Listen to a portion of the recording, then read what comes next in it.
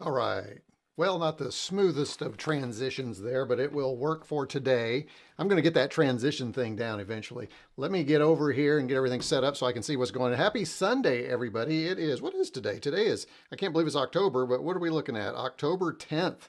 No, wait, I'm sorry. October 12th? Wow.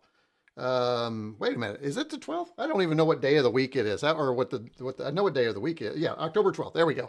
I'm finally catching up. Good to see everybody. This will probably be a very lightly attended live stream. Again, my apologies in chat. I did not get this thing out promoted until this morning. Usually I do it the day before. I had everything set up the day before, but for some reason I got busy throughout the day and forgot. I never actually shared the link with anybody. So we'll see how it goes today. I've got about 16 of you with me. Do me a favor and give me a thumbs up in the chat. Make sure I can see everybody. By the way, speaking of chat, I was able to set it up for ultra low latency on the chat. So it's going to be interesting to see how that is. So if you don't mind dropping a chat down there, let me know that you can hear me. Everything's okay. I always appreciate that. I mean, I'm looking here. It looks really good. So I think we're okay. And then let me also, before I introduce folks, let me talk a little bit about my setup. So let me get back here so I can pull these up. Good. So I have, as you all know, I have had lots of problems with the stream as far as technical issues. And thankfully, I've been researching, will not lie, use a little AI along the way to help me kind of figure out. So what I've done, and I don't think I can share it, but, oh no, it's actually right here. So as we look at this thing right here, this is the box, this is the Wi-Fi box I've been using. And I've been plugging my YOLO Box Extreme, which is what I use for my Extreme, into that box directly. And I think that's been causing the problem. The TP-Link has got there's too many devices in this house. There's Wi-Fi devices all over here. So what I have done is, with my gigabit fiber provider up here, gone out from their little switch, put in a switch myself. And so now I'm running directly to the YOLO Box Extreme from that switch. Another end of that switch is going into here. And so we should be directly attached to the internet. There's nothing between my streamer and the internet at this point except for the fiber box. So we're going to hope that works. I ran a test yesterday and it seemed really good. I'm looking right now at my stream health. Everything is just, stream is healthy. Everything looks good. So hopefully, keep those fingers crossed, we have figured out the problem. So I think, again, it was a really good stream yesterday. As a matter of fact, Xander was on for a little bit yesterday and helped me kind of test it out. So appreciate Xander popping in. He saw I was live and we gave you that test. So we will see how it goes. If this works, which I think it's going to, again, because I'm bypassing that completely.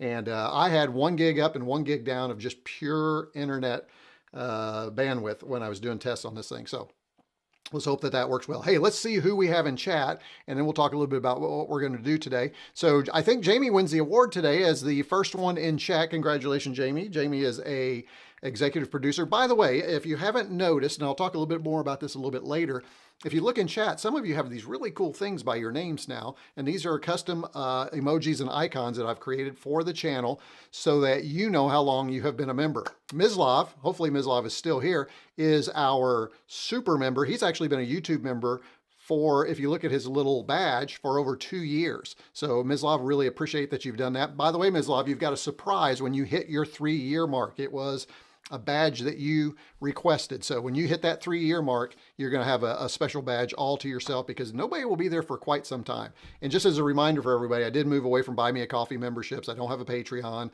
I just use the YouTube memberships down below. And again, I love that because it gives you these extra little perks in chat and we get to know who you are. If, like Evil J, you've got a big green N, which is supposed to be like an N from a pet computer, like the black on the green, you know, or the green on the black, that means you're a brand new member. And eventually, when you get to 3 months, you'll get another new badge. So those are just some of the fun perks that you get when you become a member of the channel. We'll talk more about how you can do that later. Mr. Landfill is here. Oh, by the way, Mislav is also an executive producer. You'll notice a wrench by his. Those, if you're interested in becoming a wrenched executive producer, again, we'll talk about that later, but that requires membership at the Mega 65 level. Jamie also has that as well. So our wrenches are great because they are our executive producers in the chat and can help us moderate chat, post links, all those fun things. So thank you both for being here. If you're able to join us, Mr. Landfill is here. Good to have you, Mr. Landfill. Let's see who else is here. I think I saw Tani was in here a little bit earlier. Yeah, there he is. Tani, good to have you here. If you are watching and not in chat, please drop your name in chat so I can see that you're here.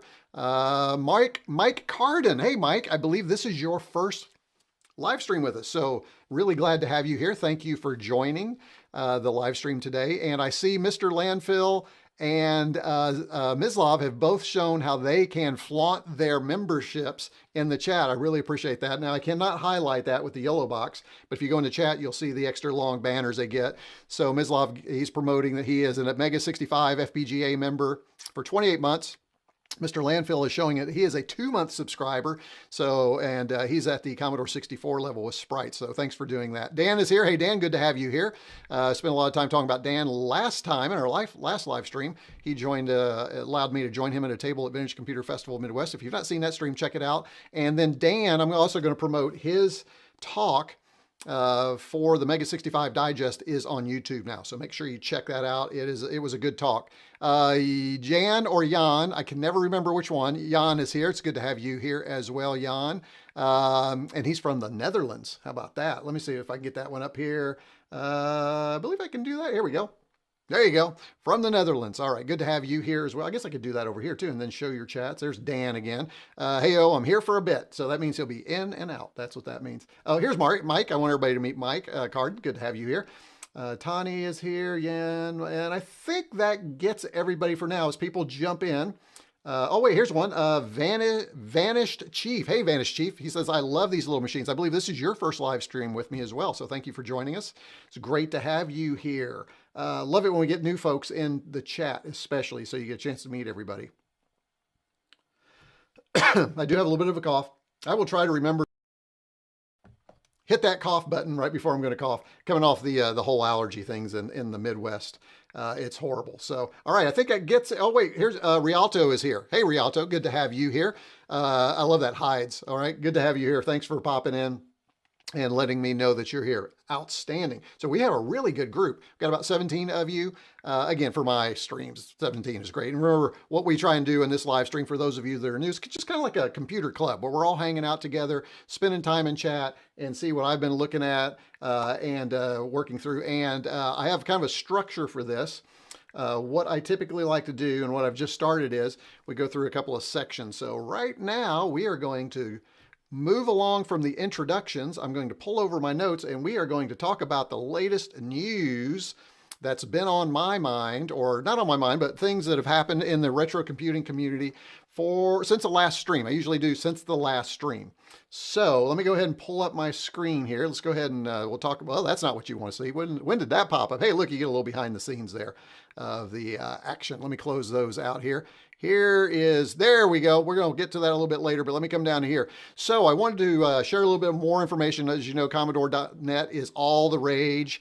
And if you've not had a chance to do so, be sure to check out the latest video on retro recipes where he walks through and I won't show a bunch of stuff, where he goes through the manufacturing location for the new Commodores. Kind of a fascinating video to watch to see how he's going on. But the key thing here is the Commodore 64 Ultimate has surpassed 10,000 plus pre-orders. And what I can say to that is I have two of them. I have the Ultimate Founders Edition, and then I have a standard Ultimate that's going to a family member as a gift. So I know I have two of them. I believe Jamie at Jamie's Hack Shack. By the way, congratulations, Jamie. Jamie just surpassed 8,000 viewers or subscribers on his channel. Good job, my friend. But I believe he has one. So if you have ordered an Ultimate, a Commodore 64 Ultimate, put that in chat for me so that I can come back and we'll take a look at that. So make sure you do that. Looks like they've raised over $2 million to get that thing going. So that's awesome. And it looks like we are going to have a pretty successful first run.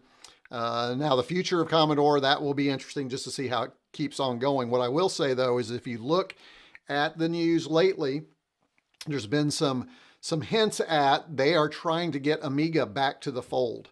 So that's kind of interesting. It'll be fun to watch that and see if Amiga might come back to Commodore, the new Commodore. So we'll be keeping an eye on that as we go. So that's kind of the Commodore.net news. The one thing I will say about the video, I know Perry Frantic, as I like to call him, in his video, again, a great video. He always does such good work with his stuff.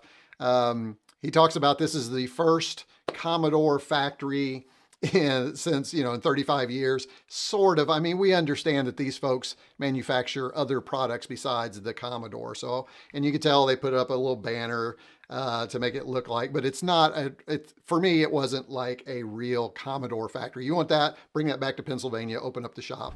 That would be for me. Now, and I understand that they, you know, manufactured Commodores in Europe and I believe Japan, right? Were those the only three in US? But I think it was just a little stretch to say the first Commodore manufacturing facility in 35 years. Anyway, other than that, though, I enjoyed it. I thought he had a really good take, and you get a chance to meet some of the senior executives too. So make sure you take a look at that video right there. Let me go ahead and check on chat here, see if you had anything here to add to that. Let's see if I can get that. There we go. Hey, that's working. Mike says, yes, it is his first time. Good. Good to have you here. I'd go for the Founders Edition at day one. Good for you. I did too as well. Yeah, the clear one was looking cool. The Starlight, I believe, is what they call that. Is that's the one you bought, right, Jamie? I was torn between the traditional colors of the Starlight for the family member, but I went ahead and went for the regular because I wasn't sure that they would actually use the Starlight business. But, you know, in retrospect, maybe I should have done that because maybe they would do that. But yeah, it is what it is. Hey, Sarah's here. Good to have you here. I was slightly disappointed there not being a C64C case option. I think we wait. I think there's more to come if this is successful and Commodore's coming back. I do hope this will be the first iteration of many things. I think I've told many of you, well, I think I've mentioned it on Livestream. One of the things that I really want, especially with Bill Hurd being a part of it, is I'd love to see the Commodore LCD revived. Not necessarily with an LCD screen, but I'd love to see that form factor. That one has always fascinated me, much like the Mega 65, the one that got away, but then they recreated. I'd like to see that Commodore LCD, the one that got away, and come back. That's what I'm looking for too. Mislav says his first computer was a C64 bread bin, so I'm sure you love that. That's where they started. My first one was a VIC-20 and it was a bread bin, so there you go. My third computer was a bread bin. Oh wow, Sarah, what were your first two? I think we want to know that now. And then Mike says he got the Founders Edition. Outstanding, good deal, guys. Hey, thanks for the great chat. That is fabulous. Let me go back here. Let's talk about the next thing. I want to talk about the Retro Games Limited full-size Amiga. We've been teased. This has been teased for quite some time. I think what's interesting now is it was kind of a replica, was resurfaced at GameCon. Now, this is a little bit older, but there's been a lot more traffic about it being legitimate. And I think we actually talked about this in a previous live stream, but I did want to bring that up only because it kind of matches with what I was thinking about, you know, the new Commodore trying to get the Amiga brand back. It's going to be interesting to see how all these products kind of cross collaborate, how they support each other. And even in the video that Retro Recipes put, he talks about the C64 Mini or the series, and even talks about how they complement each other, but they're just a little bit different. So it's going to be interesting to see how they collaborate on those things. So I'm interested though, how many, and I know Mislav is like my super Amiga fan out here. Anybody else interested in the A1200? Will you be buying that? I think I have every The series item out there, so I don't think I've missed anything. So pretty much I'm probably going to get that one. So we'll talk about another one here in just a little bit. So interested if you plan to purchase that yourself. Another thing that was, speaking of Amiga, this was a very popular game for the Amiga. It was Settlers. And there is the Settlers 2 Gold Edition available. One of the things I love is that we have modern folks recreating, or not recreating, creating new software for old computers. And that's what makes Commodore.net or the new Commodore. What do we call them? The new Commodore, I guess, or just Commodore. Well, that gets confusing because it's an old Commodore, new Commodore. You tell me in chat, what do we call this new Commodore? I'm going to call it new Commodore, but like new Coke, who knows how long they're going to last. So sorry, that was bad. But I love that folks are creating software for these computers so that we have even new software to come with these new retro recreations. I think that's super exciting. So this is one I just thought I would share because this is one that it was popular before for the Amiga, and now we've got a Settlers 2 Gold Edition. So by the way, as I go through these, links to everything is down in the video description. So if you want to go back and read that article, if you want to go back and find that thing, I've got it all down there. So there you go. So, and again, all the links to anything that you see should be down there if you're looking not only just the articles for the news, but also things that I show where appropriate. So be sure and check that out down below too. And if you happen to purchase from those links down below, occasionally I do receive a little commission on that based on it being an affiliate link. So make sure you read all the stuff down there. If you want to support, do that. If not, that's fine too. But I try and make that as transparent as possible for you as well. All right, let's talk about another re-release, and then we'll go back and check on you guys in chat and see what you think about these news articles. Let's talk about Bubble Bobble. Bubble Bobble was one that I played. This is Bubble Bobble C64 Remastered 1.0. This was released, so this is very fresh. This was released on the 6th. Bubble Bobble gets a fresh coat of paint according to this. This is a fan remastered version of C64 with features updated, like updated graphics, keeping its arcade charm. This is, let's see, this is developed by David Bontino and his team. The cool thing about this is it's a free download. So check it out. You can get that right here. If you liked Bubble Bobble back in the day, and who didn't? I mean, come on, really, who didn't? You can check it out right here. Could be a fun one for us to play on a future live stream, maybe. Might be a good first one to check on that new C64 Ultimate. So check on that one right there. Now this next, oh wait, let's go check on chat before I go to the next story, because the next one is really kind of cool. So I'm going to come back up here a little bit. Let's see. Sarah, just saying the C64C isn't a hype for me. I'm not sure. I missed something there. My first one, oh, okay. Vanish Chief says his first one was ZX Spectrum. ZX Spectrum Next Issue 3 motherboard is coming. I do have that, and just the motherboard because I had the issue 2, so I'm anxious to play with that one. Hey, Stuart's here. Hey, good to have you here, Stuart. Stuart's been a regular with the stream before. Tani says, yep, he's buying his pocketbook is a lot lighter. It's going to be lighter when that thing is released.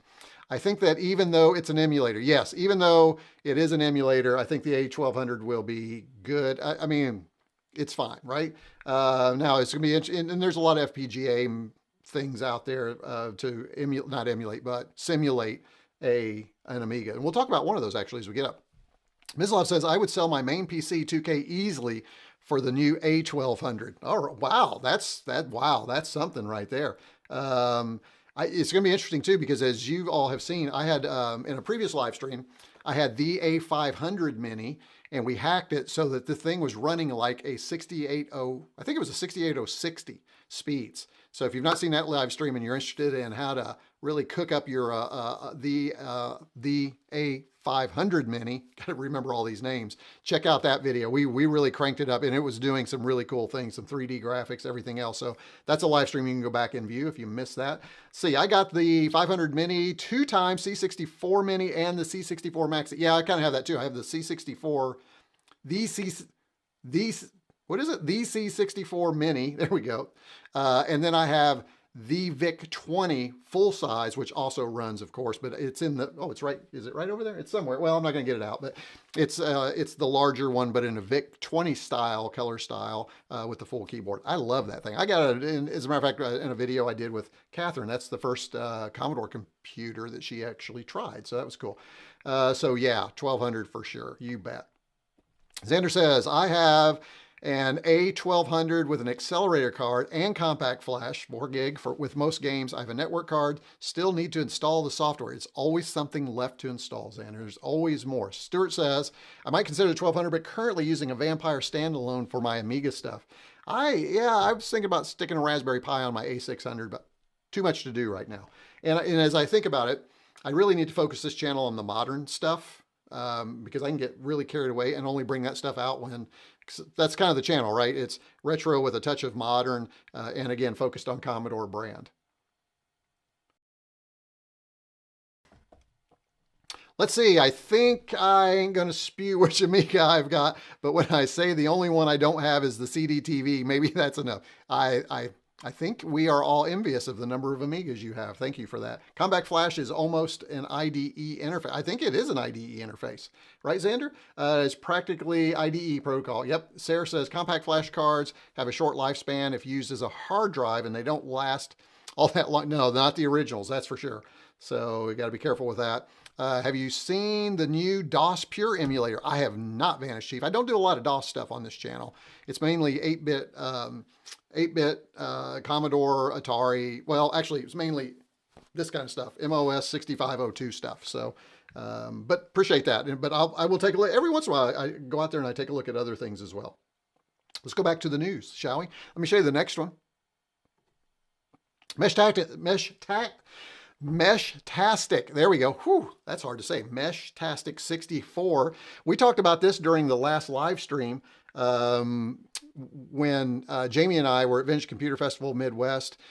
Jim was there selling these. Jamie has one. I didn't get one, but they are now available for purchase. If you want one, they're $94. You can get that at BitZeal. Take a look at that. If you want to do some LoRa, and I don't remember what LoRa stands for, radio something, tell me, Jamie, in chat. Help me out. But LoRa, and then you can broadcast back and forth between LoRa radios. Now, what's really neat is at Vintage Computer Festival Midwest, they had a lot of LoRa devices around, handhelds, computers, Commodore 64s now with this device, and they were broadcasting news about the vintage or the conference. So it was really cool. I still want one. Jamie and I are talking about maybe we both have one and we show you how they work. So we're thinking about maybe doing that. Could be a cool live stream, Jamie. Maybe we consider that as a live stream. That could be something fun. So anyway, we're thinking about that. We'll check that out for you. Let me see. Oh yeah, I do have the link down below too if you need that, but there is a YouTube video too where you can see a demo, and I link to that down below as well for you. We won't pull that up. This one was kind of interesting. This is from Hackaday. Hackaday always has something really cool. Now this was September 27th. It's how many phones sport a 5 1/4 inch, it should have inch after it, diskette drive. This one. And so what we have is TechFusion is using a Google Pixel 3, an Arduino, and the Vice emulator, and he loads original C64 games from a real 1541 drive. So we're not going from this to this. You know, you might be thinking about pulling the audio out or something, but we're going from a real 1541 into his Pixel phone with Vice and running the software. Now, it doesn't get much more geekier than that, and that is a blend of retro and modern. That's the kind of stuff I like. So, oh, and speaking of, I just have to. I do have a video coming out on this on my other channel, retrocombs-tech, where I'm doing a bunch of stuff. I have a new phone, folks, and I know, and so I have the Pixel, but I have the Pixel Fold, and folks, it is a game changer. I'm not gonna lie. I love this thing. So the lovely accountant saw it, and she says, what colors do they come in? So I know what that means. So she's probably looking at one herself. Maybe it's a Christmas gift. Don't tell her, though. I might do that for her. So that is kind of fun. So there is a phone for you. Now, this one, I'm not sure I quite understand. I believe I understand, but I'm not a musician. So let me blow this up a little bit so you can see it. And I don't do a lot of musical stuff on my C64, but this is C64 Basic Music. And basically what this is, it's a new basic extension that lets you make SID music directly on the C64. So using some basic commands. So if you're interested in that, and I actually am kind of interested in doing a little bit more with the SID chip, especially when you think about the C64 Ultimate and what it has, does it have 4 SIDs? Maybe more than 4 SIDs are emulated, but you can plug in 2 original SIDs, which is nice for those purists out there. But this says, using this means you add 42 magic basic lines to the beginning of your program that will load and install this extension, and then you can use these extensions in your basic program to create SID music. I think that's pretty cool. So check that out. And then one more thing before we check chat, see what's going on. I want to talk about this one. This is OpenSprite. This was kind of cool. I'm thinking about putting this on my Mac because it does have Mac instructions. It's also for Windows using Qt build. I would want to assume you could get this working on Linux pretty easily since it's a Qt build, but it's called OpenSprite. And what it allows you to do is design sprites easily with an editor, and it's compatible with C64 games and demos. So this will let you create sprites on a modern device and then port them over. I need to load it, play with it. I have not done that yet, so but I saw this and I thought, well, we need to put that in there because it is I think it's fairly new. Let's see, what was the last? Looks like the last activity was watch. It's fair. I thought it was fairly new. When I was looking at the dates, I can't find it now. I saw the date. Maybe it was on another page, but I saw the date. I think it was released within the first last 3 weeks anyway. So I thought it's sold on here. I don't see it anyway. Okay, so let's go ahead and go back into chat and let's get caught up here with you guys. Long range, thank you, Laura. There we go. Long range, appreciate that. I'll remember that now that you told me. There you go. There's some information, Jamie. This is what's great about having an executive producer in here. They can post. And then here is information on Meshtastic if you want to grab that. Thank you, Jamie, for doing that.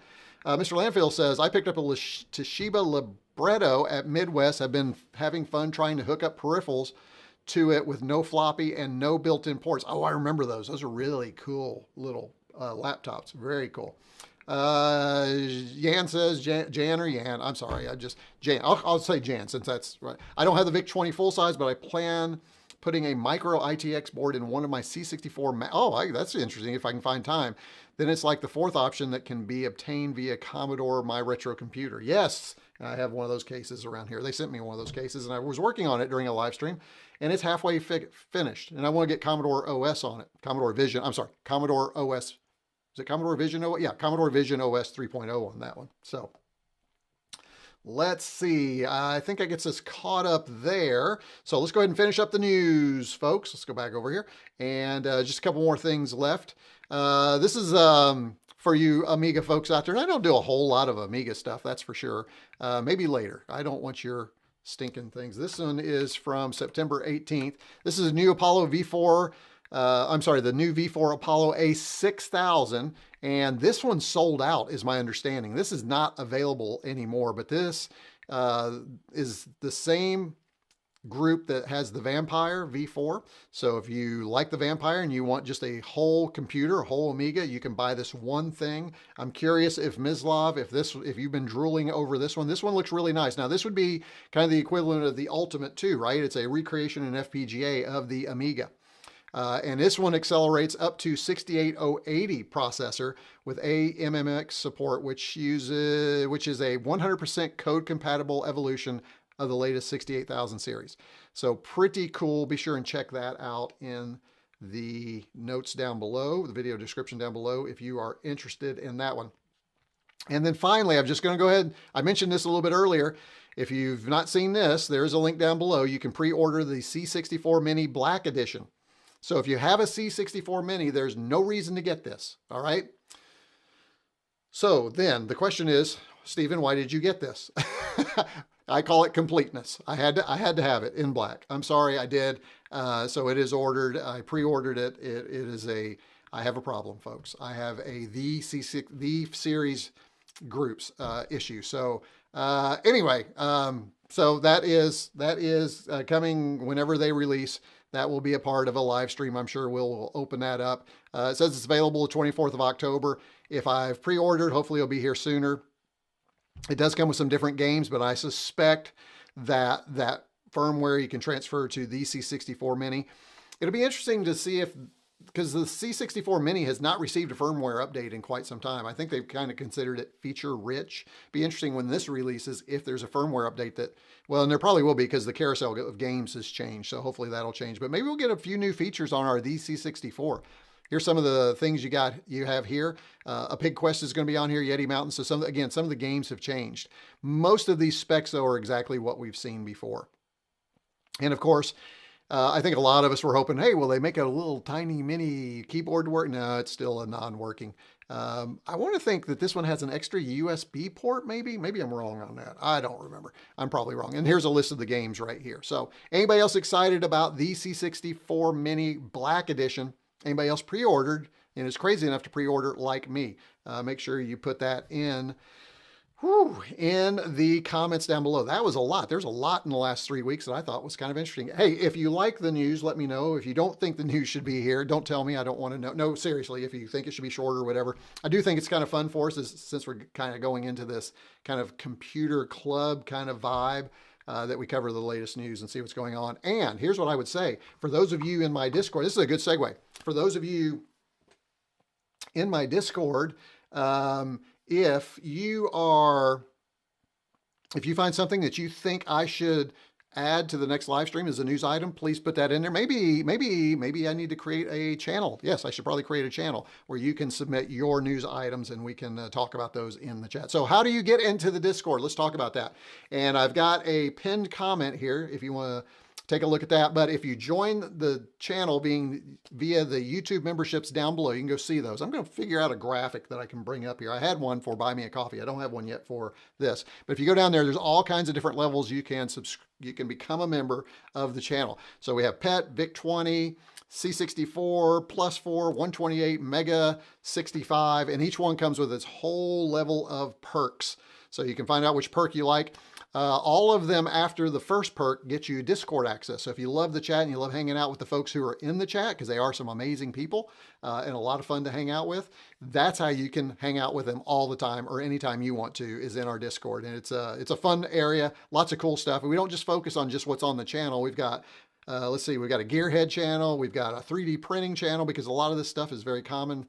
We have a water cooler channel if you just want to share stuff. We have videos to watch. And then we have a section for every Commodore computer over on the left. And it is just a fun place to visit. And when you join, of course, if you look in chat, you'll know some of our chat friends have some nice little badges next to them, and you get those badges as well. So again, Buy Me a Coffee gone. Everything is easily accessed now down at the bottom.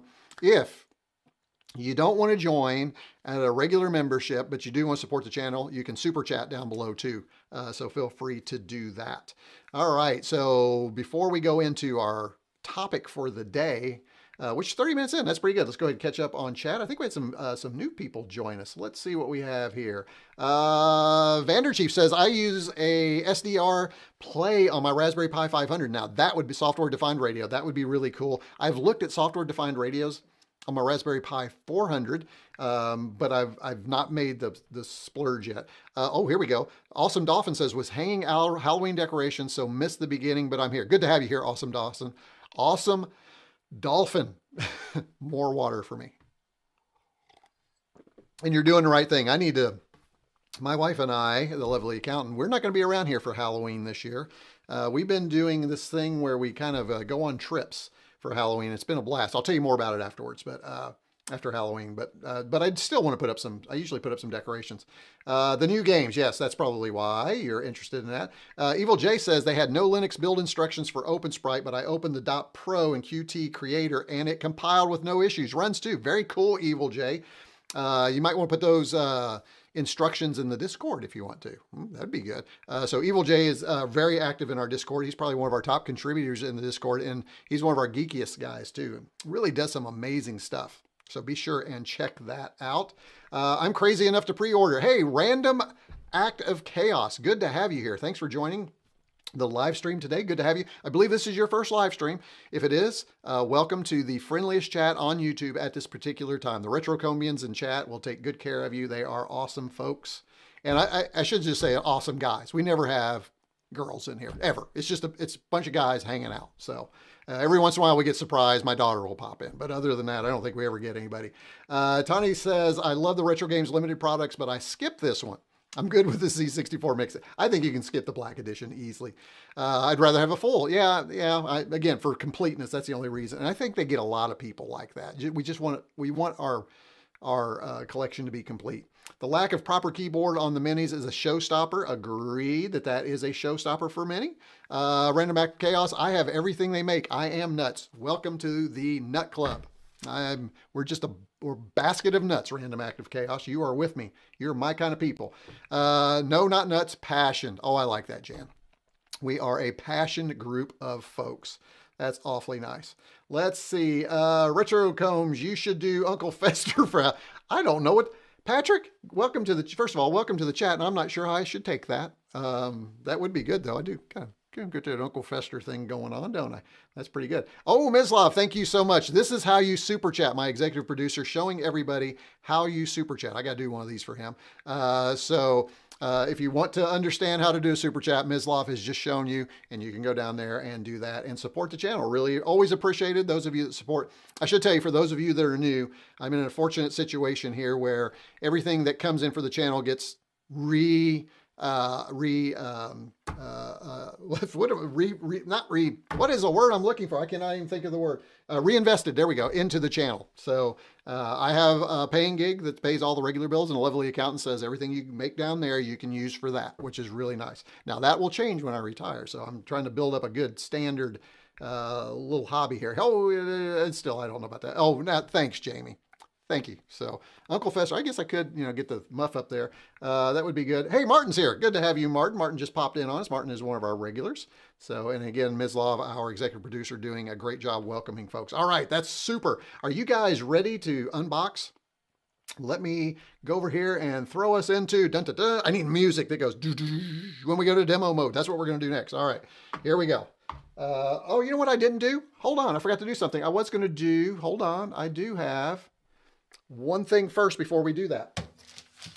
I almost forgot. By the way, folks, latest one's here. How about that? Let's open it up as we like to do. Actually, this is not probably the latest. The latest one is shipping to my house. I'm a couple of weeks behind, but this is the last edition I have of Compute's Gazette. By the way, I do have, and I'm planning to do this.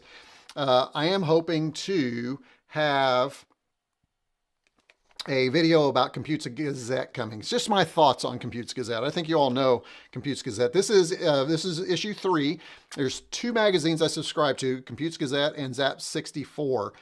And I like to share just kind of with you what's inside in case you don't subscribe. There is a link down below. You can grab these. And actually what's really nice about Compute's Gazette is they have done a rerun of past issues. So if you missed one, you can finally get that. So here we go. Oh, look at this Radio Shack. I love this.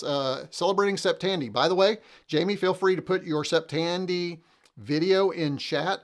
I did not do a Septandy. It's just not, Tandy's, it was my first computer in high school. Was a Trash 80, but it is not something I kept up with. So there's a great article in here on Radio Shack. Looking forward to oh, this looks really good. I'm looking forward to reading this one.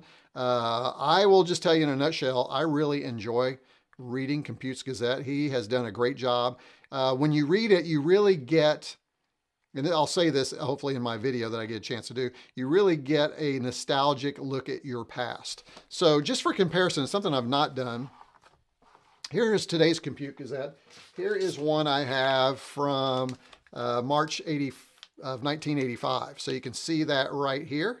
So very similar, you can see that. I do wish they would follow just a little bit closer some of the original trappings, the design trappings, but I think they've done a good job recreating it.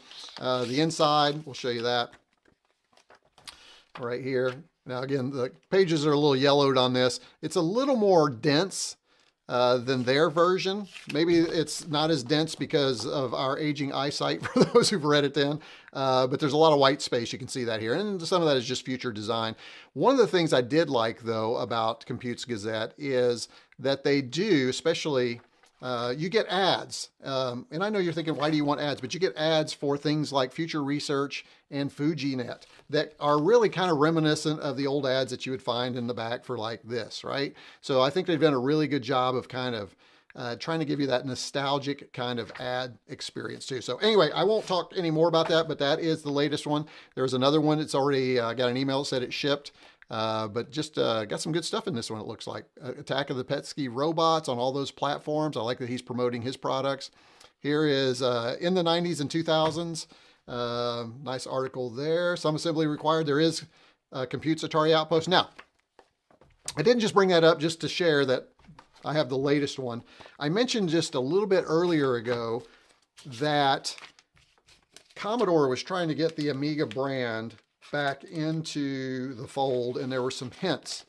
I think what's interesting is we just got an announcement that Amiga, not Amiga format, Amiga, I can't remember, I'm sorry, I just can't remember, but there's an Amiga magazine that's being integrated into Compute's Gazette. Now, the last time we got this, we found out about the C64 Ultimate. The timing was pretty close. So could it be that when they release the Amiga, new Amiga section in this, that we're going to hear more about Amiga coming back to the Commodore flag? Yeah, it's just, I'm not saying that's true. I'm conspiracy theorying the heck out of that one. But I'd love to know your thoughts down in chat. Anyway, and also, who subscribes? Let me know. I'm about done with issue 2. I've got some travel this week for the paying gig. I'm going to finish up issue 2 while I'm traveling. I may actually, that's what I'm thinking about, doing a video while I'm away. And then I'll come back to this one, get caught up, and then we'll have the other one that will open during our next live stream together. So there you go. There's Compute's Gazette. So let's see if you all had anything to say about that. The TRS-80, oh shoot. The TRS-80 computer was my first. Oh, the Coco was your first one. Outstanding. I did not. There you go. There is a link to something. I'm sure that's probably Jamie's video. Hey, Davey. No, you're not too late. We haven't even started with the.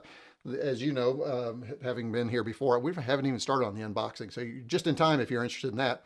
I subscribe to Computes Gazette is probably what you meant. Yes. Hi, Dave. Good to have you here. Jamie, Retro. There you go. That's it. Yes.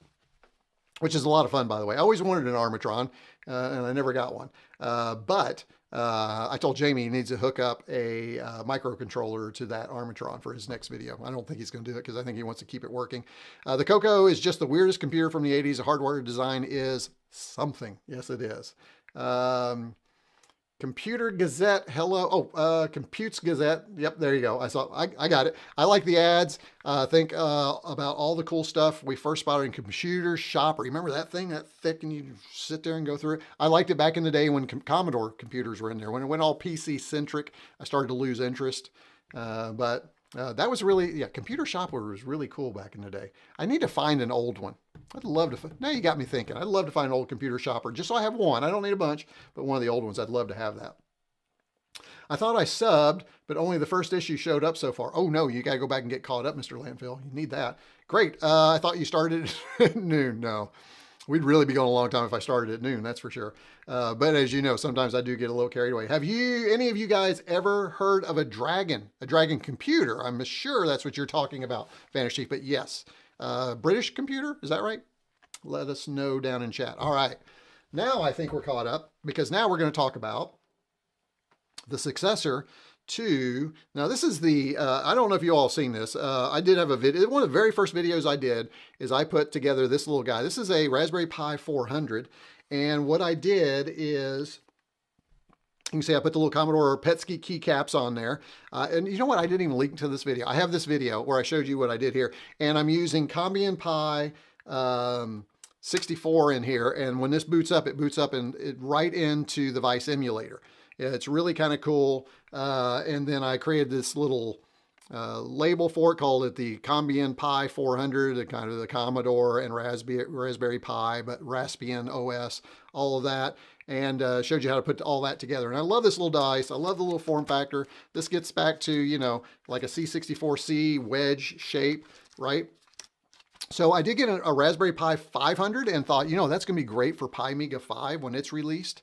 And Mislov can correct me if I'm wrong, but Amiga 5 is not ready yet. And then what did Raspberry Pi go ahead and do? They released the Raspberry Pi, not this, this is the same one, the Raspberry Pi 500 Plus. So I have a 500 sitting in a box, but the Raspberry Pi 500 Plus is going to be even better for Amiga 5. Why? I don't know. We're going to find out as we unbox it. So here, let's grab this thing. Here it is. I got this one as soon as I found it. This is from Connecticut, and I do believe this shipped all the way from Ontario, Canada. Let's see. No, Vancouver. This one shipped from Vancouver. So there you go. But it has not been opened. You can see the tape on there. So time to get the knife, Mislov. I'm not going to argue with you about this knife today either. I'm just going to open up the knife. There we go. And we are going to get rid of the tape. So let me go ahead and get a different view for you. There you go. You got a little me right here. And let me move my trackpad here. Oh, by the way, happy to announce, for those of you following along, Stream Health.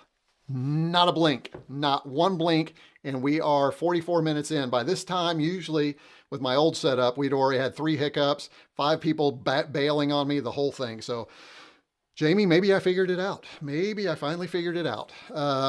Maybe that little switch is helping. All right, so here, let's go ahead and get this. This is like a shoebox. Anybody else have a 500 plus? I know Jamie does. Let me know if you've got a 500 plus. Also, I'd be interested. Anybody have a Raspberry Pi 500? Love to know that too. I think that would be interesting. Just to see what kind of experience we have out there. And depending on how much time we have is how deep we will get into this. But we are going to, at minimum, open this thing up, plug it in, check it out, talk about the specs a little bit, what we get. We're going to talk about that elephant in the room, the price. And we'll do that as we unbox it. And then it depends on if we have time, how much we get to do some other things. But let's go ahead and open it up here. Let me get this in view for you. All right, let's go ahead and, hey, thanks for choosing CanaKit. Well, you're very welcome. Let me get this done here. There you go. So this isn't really this is CanaKit's unboxing, right? This is not our, oh, there we go. Let's go ahead and pull this out. Oh, you know what? I forgot to get a power cord for this. Oh, I have one over here. Never mind. We're good. Whew, I remembered I did have a PD power cable over here. All right, so here we go. Here's the Raspberry Pi 500. First of all, here, this is the US layout. 16, okay, let's talk a little bit about this. 16 gigabytes of RAM, 256 gigabyte SSD in white. Now, this is interesting. This seems to tell me that they're planning some additional colors. I think we're going to find some additional colors if this thing is popular. I think this thing's going to be hugely popular. But can you imagine this in a black? Or what about a red? That could be kind of cool. But I'm thinking we're going to get some stuff. Here is the backside right here, if you want to see that. I'm sorry. Checking out the backside. Yeah, that didn't sound good, did it? Here we go over here. This is just the Raspberry Pi logo. Not much on the box. Pretty standard stuff. On the back we have Raspberry Pi 500 Plus puts the power of Raspberry Pi 5 into an ergonomic and tactile mechanical keyboard. 16 gigabytes, 256 gigabyte internal NVMe. So this is the first Raspberry Pi that's ever been delivered where we'll be able to take it out of the box and boot it right up. I think that's going to be really interesting. You don't have to use an SD card. You don't have to prepare an SD card. You just pop it out of the box, plug it in, and you're going. So that's going to be a lot of fun. The other thing is you get a low profile keycaps with clicky switches, and you get a Raspberry Pi 500 Plus. Oh wait, and you get LEDs. There we go. LEDs beneath the low profile keycaps. And there's been some really cool videos online about the LED keyboard. As a matter of fact, somebody's already released a game for that LED keyboard, and it's like Flappy Birds. So you can play Flappy Birds on your keyboard. How sweet is that? So, so before we dig into it, let's talk about that price. $200 bucks. A lot of people online griping about a $200 price point for this. I disagree. Unfortunate. I have some great members who support the channel and do that on a regular basis. So I am able to invest back in for one of these. But let's say you're going to buy a Raspberry Pi. What's that thing? A Raspberry Pi 5 with 8 gigs. Would probably cost you, what, $70? I should have done the research. I think there's 69 bucks. If you add another 16 gigs, I think it goes up to 79 bucks. We're already talking close to 100 with all the shipping taxes and all that business. You add a keyboard, you have an NVMe hat to that. You had a 256 gig NVMe, yeah, the E, there we go. I'm saying it right. And then you add some kind of LED strip under. I think you've easily got $200 worth. I think that's a really good value. Now, and also when you think that when we bought our first VIC-20s, Commodore 64s back in the 80s, we spent $395. So putting everything in perspective, especially for those of us in the retro computer phase, I think this is probably not as big a stretch as it is for most. So, I mean, $200 seems about right. You tell me in chat, what do you think? $200, too much, too little, or do you want to wait and form your opinion when we get done unboxing it, which we're going to do right now. And I'll come back in the chat here in just a minute and see what you all think. All right, got that little slider off there. That looks good. All right, let's go ahead and, oh boy, here we go. This is going to be fun. Ooh, that's pretty. That is pretty. Oh, we get a little something in here. What do we get over here? We get Raspberry Pi 5. I'm sorry, Raspberry Pi 500 accessories. Let's see what's in the accessories. What do we get here? This is, oh, I think I know what this is. Because it is a mechanical keyboard, this is nice. We get our keycaps remover. So we could replace these keycaps with other keycaps. I do have, I don't think it's handy. It'd be really cool if it were, but it's not. I do have Petsky keycaps, and I wonder if they would fit on here. Or maybe we'll get custom keycaps for things like Amiga 5. Now, how cool would that be if somebody put those out? That could be a stretch, but, and interesting, look at this. They include a spudger. And the reason they include a spudger is because this is the first Raspberry Pi that is encouraged for you to open it up. So I think that is good. And they provide the tools that you need to do that. I think I think it's just held together by screws too. We're going to find that out. Unlike these, I think this was held together. This one was a little hard to get to. You see, there's no discernible way to get into that. But this, I believe, is designed so that you can get into it. Anything under here? Let's see. I don't think there's anything in here. Nope, nothing there. Let's go ahead and pull out the Raspberry Pi 500. All right, that looks like everything in the box. Pretty sure I won't be keeping this box. We talk about boxes all the time. Do we keep them or do we not? This is probably not one I'll keep, so we'll put that over here. All right, let's go ahead and pull it. Oh my goodness, this is nice. This is really nice. Let me throw that over here. All right, let's just for comparison, let me do this first so you can kind of see the sizes. So here's a Raspberry Pi 400. You can see it's a little wider, and I believe the 500 is very similar. You can see it's a little wider, so that's nice. It gives us, oh my. That's a nice keyboard. That actually is a little better than I expected. That's not bad. I want to find out. Let me get the specs on this. I meant to bring those up and didn't do that.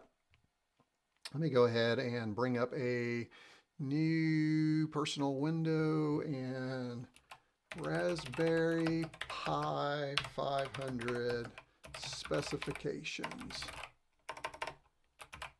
All right, and so this way we can kind of talk about what we're getting in here. Here's the data sheet. All right, so I've got it now up here so I can talk intelligently about what we're actually getting. So the keyboard is, wait, that's the 500. Yeah, that's only the 500. I need the 500 plus spec sheet, and it's probably not available right now, would be my guess. Let me go up to the Raspberry Pi Foundation site here. Here we go. These are, looks like they're Gateron KS33 Blue low profile, and you can see how low profile they are here. See on the side here. Let's see if I can get that camera there. There you go. See all those switches underneath. Very nice. Which have long travel times and quick actuation for a comfortable and smooth typing experience. Want a more custom look? The keycap puller is included so that you can change the default keys. Let's see how easy or hard that is. We're going to go for Y. So I'm going to slide this down here and just pull this up. Well, that was not good. Let me go ahead and hold this. There we go. So yeah, just the standard keys right here. You can see that. If I can get that, there we go, get that focused for you. And see, basic keys. So looks like we can swap these out pretty easily. That'll make this extra customizable. I suspect we're going to see lots of hacks on this thing, especially retro computers. See the switch right there. Let me get that a little closer so you can see that switch.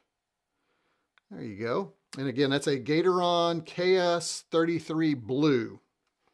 All right, let me go ahead and put that back on. How about that? I'm ripping this thing apart as soon as you get here. Let's see if I can get that. There, that went back on really easily.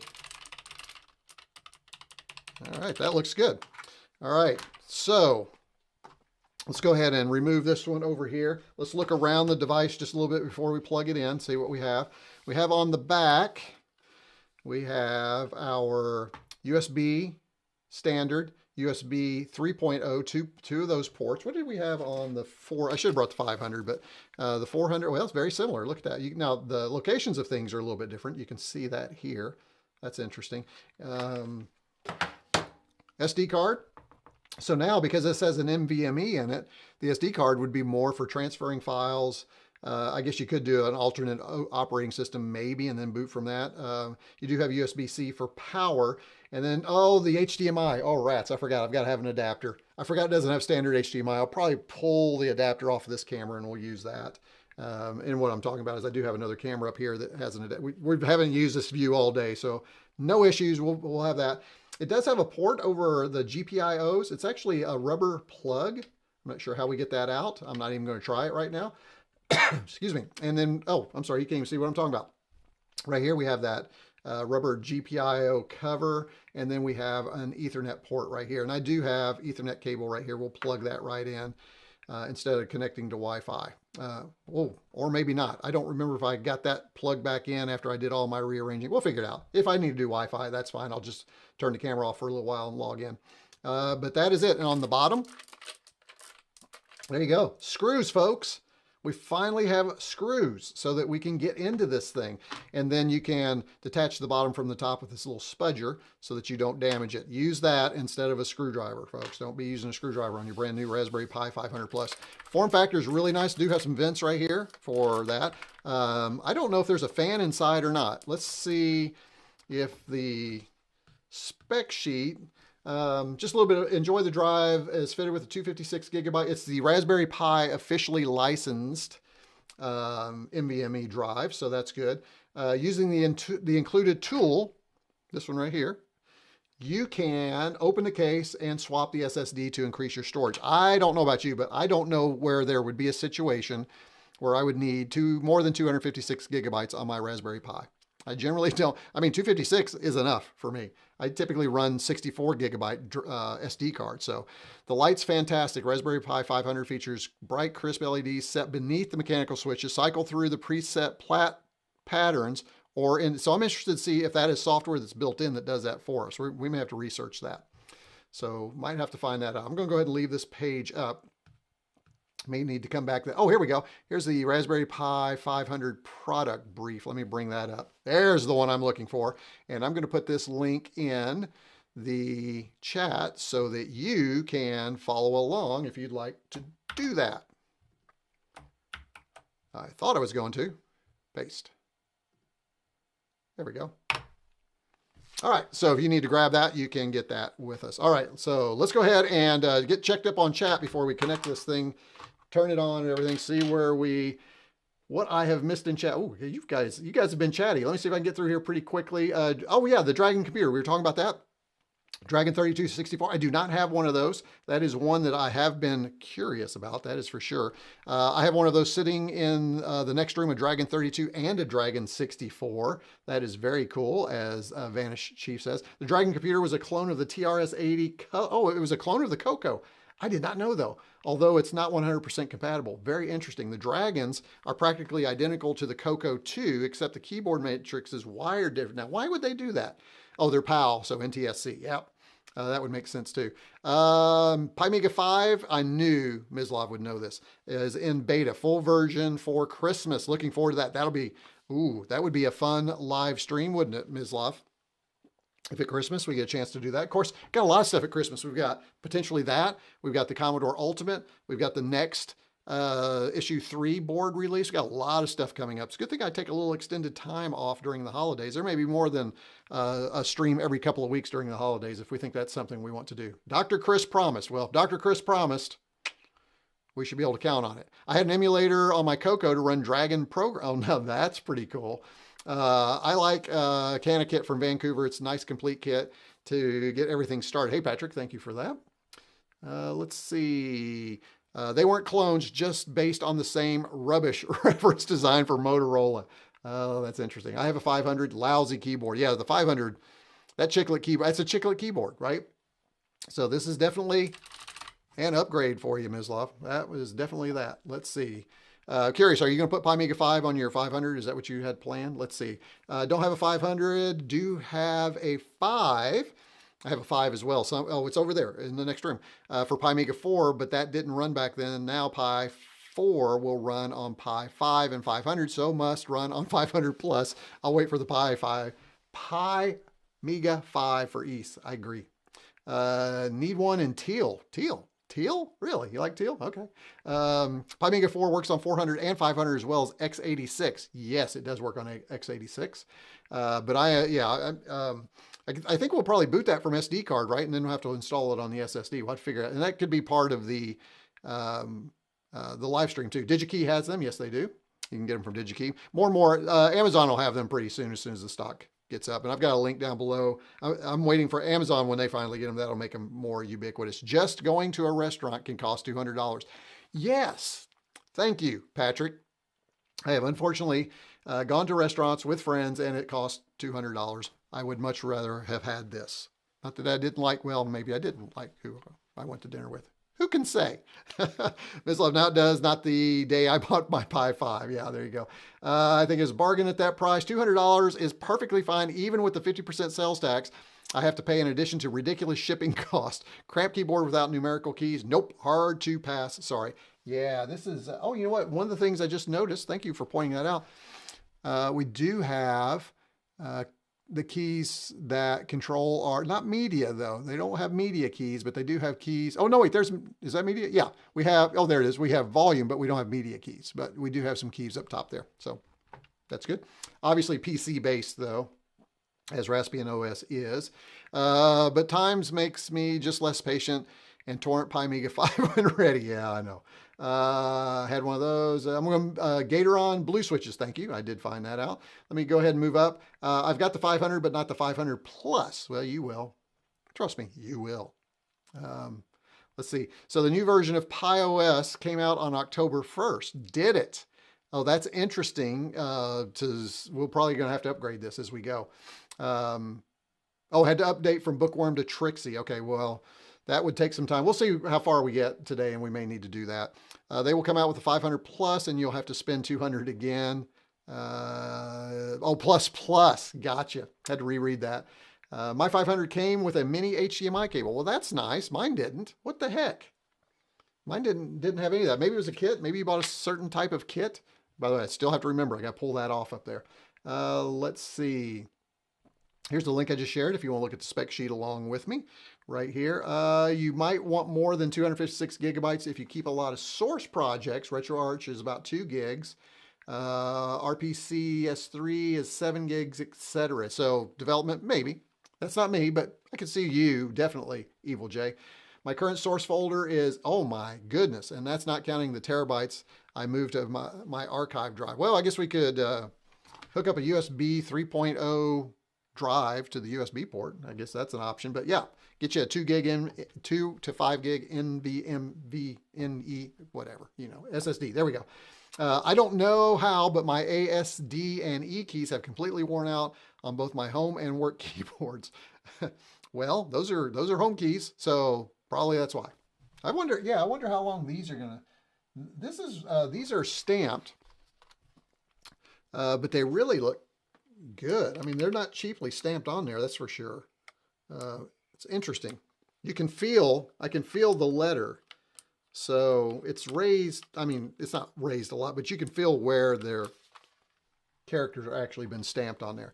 Oh, hey, Dell's Logos 3D Printing. Hey, good to have you here. I do not have the UK link on there. I forgot to put the UK links in my video description down below. I need to do that.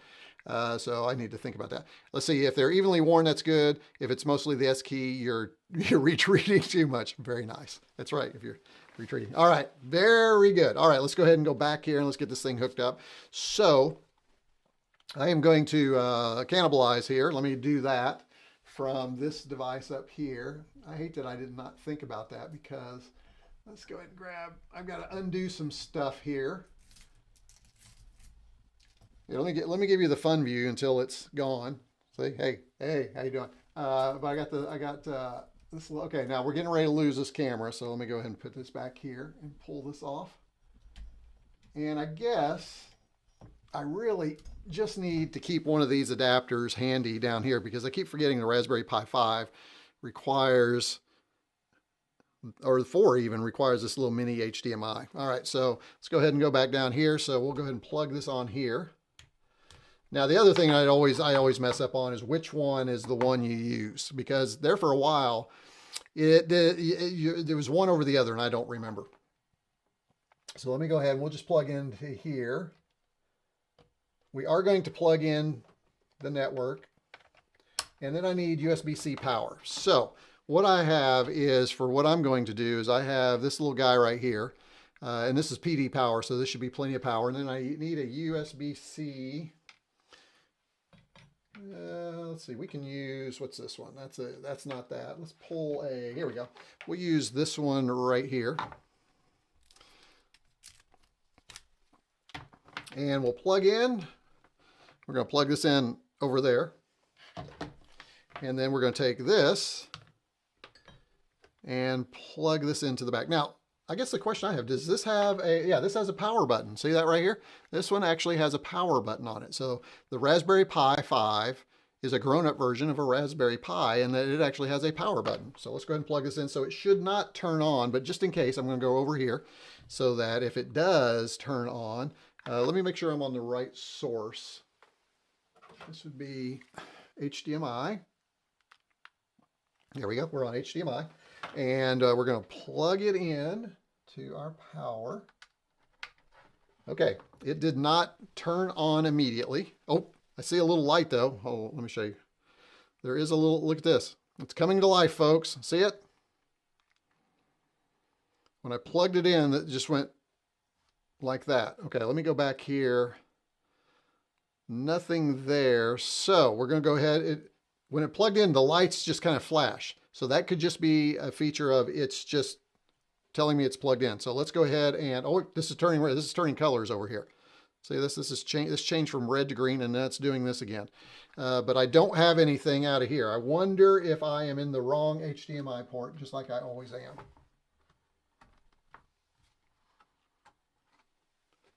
There it is. Yes, I was in the wrong.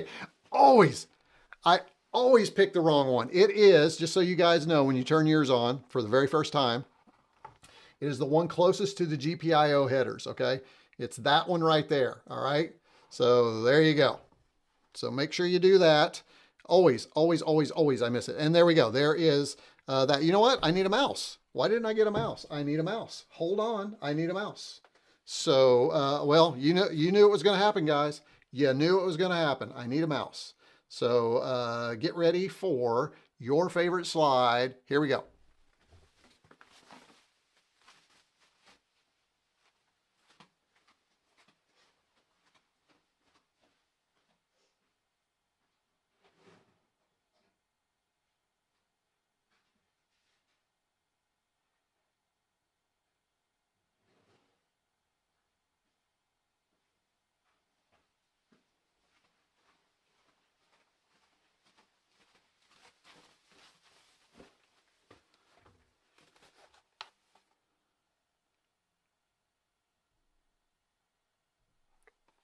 And I'm back. So I did grab a mouse for us. So we're going to be using the this one right here. This is the Senda mouse. As a matter of fact, I've shared this in a video on my other channel, the tech channel, if you're interested. I kind of like this mouse. It's inexpensive, but it's white to match the Raspberry Pi, which is why I liked it. By the way, and also while I was over there grabbing it, that's where my Raspberry Pi 500 was. So here is the 500, if you want to see the comparison between the two. So this is the Raspberry Pi 500. This is the 500 Plus. So again, you can kind of see the differences there. How about that? And this one has not even been turned on. It has not even been turned on. Oh, no, wait, I lied to you. It has been turned on. This one has Twister OS. What am I thinking? Of course, this one has Twister OS installed, and I've already talked about Twister OS. So that one has been used. I don't know why I said that. I apologize. And then, of course, if you're looking for a great monitor, I have to admit, I do love this monitor. This is the non-focusing Raspberry Pi 5. I got to keep my finger in front of it for this camera. I love this, and it's going to sit really nicely like this with the Raspberry Pi 500 Plus, and that's going to seem like more like a regular computer. So this is kind of the setup that you'll see in probably future videos and things. All right, so there you go. So I just thought I would kind of share with you that monitor. I really like it. I found this, and I thought it was a pretty good deal at what's the place up in Indianapolis? Computer. Oh man, I can't. Microcomputer. 99 bucks. So I thought 99 bucks was pretty good. I think I actually have a link down below where you can get it for 99 bucks too, if you're interested in that. Man, I got some cleanup to do over here. And I'm making the lovely accountant some carnitas tonight, homemade. So I've got to leave time for that. By the way, still a healthy stream. Very cool. All right, let's go ahead and plug in our mouse. And I'm going to plug that into the standard USB, not the USB 3.0, because we don't need it for that.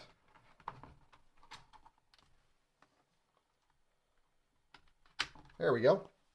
And the other thing I love about this mouse now is this is LED as well. So when you add that to this is really going to look nice. I didn't even think about that when I first bought it, but those actually go really well together. All right, let's go back in here. Let's make sure it's working. It is. I need a mouse pad though, because I'm on a weird piece of thing here. Let me see if I have something I can use. I forgot this board here has, I think I'm just going to use I do not have a mouse pad. Where is my mouse pad that Dan gave me? I was going to use that one. Let's see. Hang on, folks. Looking for a mouse pad. Let me see if it's over here.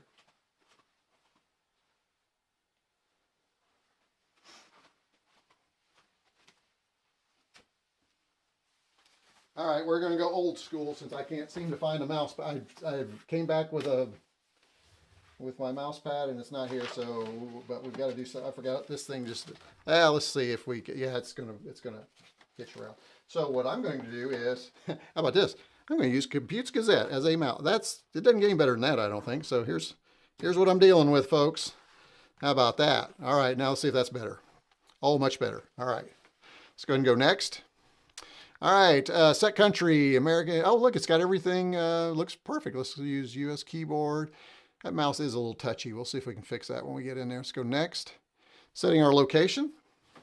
While it's setting location, let's check in on chat. Let's see what you guys are up to. I guess 500 plus will have replaceable mechanical keys. It does not let you replace the keys. It allows you to do the key caps, but not the keys. Check with the mini HDMI. Oh yeah, we already did that. Yes, it works. Yes, it does. There was a weird Flappy Birds game. Yes, I mentioned that a little bit earlier, and I'm trying to remember whose video had that, so I cannot remember.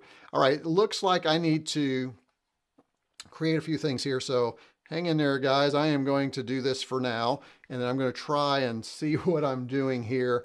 Ooh, this is hard. I don't know if I'm going to be able to do this or not. Let me see. All right, I think well, I'll tell you what, I can do. This isn't a surprise. Everybody knows. And let me make sure. Oh, good. It doesn't show. Perfect. That works. And I'm not showing my keyboard, so that's good. And let's go next. Select Wi-Fi. We're going to try it without Wi-Fi. I should be able to use my networked. Well, yeah, let's go ahead and try it without first. And then if we need to, we'll come back and do that. Chromium. Get to choose between Chromium and Firefox. That's interesting. Update software. The operating system applications will now be checked. This will tell us if we have network. Oh, no network. Why is my network not working? I am going to have to go back to, okay, so that's what I thought. You remember I mentioned earlier I may not have connected my network. I need to do that. So let me go back and connect to our Wi-Fi here. So let's go here. And let's see. Yet another device on my Wi-Fi. Probably another good reason not to have had me connected directly to Wi-Fi. There we go. Looks like it's going to work. Tick here to uninstall the unused browser. Oh yeah, I'd missed that the first time. I'm going to do that because I do not use. I know you guys are going to say, oh, you're using Chromium. You should have used Firefox. And other people are going to go, oh, I get Chromium. And others are going to say, don't use any of them. Use browser 8. For now, this is fine. Okay, folks, we can install whatever we want. Now we can update software. There we go. Let's get that going. Random Active Chaos, I think you are behind us in the stream. We've already moved on. So I think you're watching the stream a little bit. Well, of course, he's not going to know that, is he? But somebody may want to let him know in chat. He might be a little bit behind. All right, while that's installing, let's see. I guess 500 plus. Oh, we already talked about that. Let's see. Oh, you guys are not very chatty right now. Looks like we have, wow, there's 34 of you. Thanks for those of you that have are watching out there. We are, just to give you a little update, we have unboxed the Raspberry Pi 500 Plus. We have unboxed a bunch of stuff. We have talked about the news. We've had a very good time here. And we are about an hour and 14 minutes into the stream. So for the 34 of you that are watching, thank you for joining us today. Really appreciate it. By the way, as a reminder, if you like what you're doing down below, hit subscribe, like, comment, all the things, as I like to say, the kids down below. If you'd like to a membership, you can do that down below and get into my Discord where we just kind of keep the conversation going. And don't forget, you can send a super chat down below as well if you like what you're seeing and just want a one-time kind of, hey, thanks for that. That was kind of cool. Or maybe you learned something that you didn't know before. And that maybe that's going to save you some time. So that's a little bit of a value to you as well. All right, let's go back and see what else we have. Still downloading our update. So maybe we're getting that update that was just released on, did you say it was the 6th? No, Random Active Chaos says a new version of PiOS came out on October 1st. So maybe we're actually getting that. That would be really good. Let's see. I have both Chrome and Firefox running right now. I have found very specific bugs that affects remote desktop when using Chrome plus Wayland. Oh, really? That's interesting. We are watchers at the moment, not chatters. We are chilling. Good for you. I'm glad you're chilling. I will take care of the heavy lift and do all the talking for you. How about that? I guess that's kind of my job for the next hour, right? Is to make sure that we just keep everything going.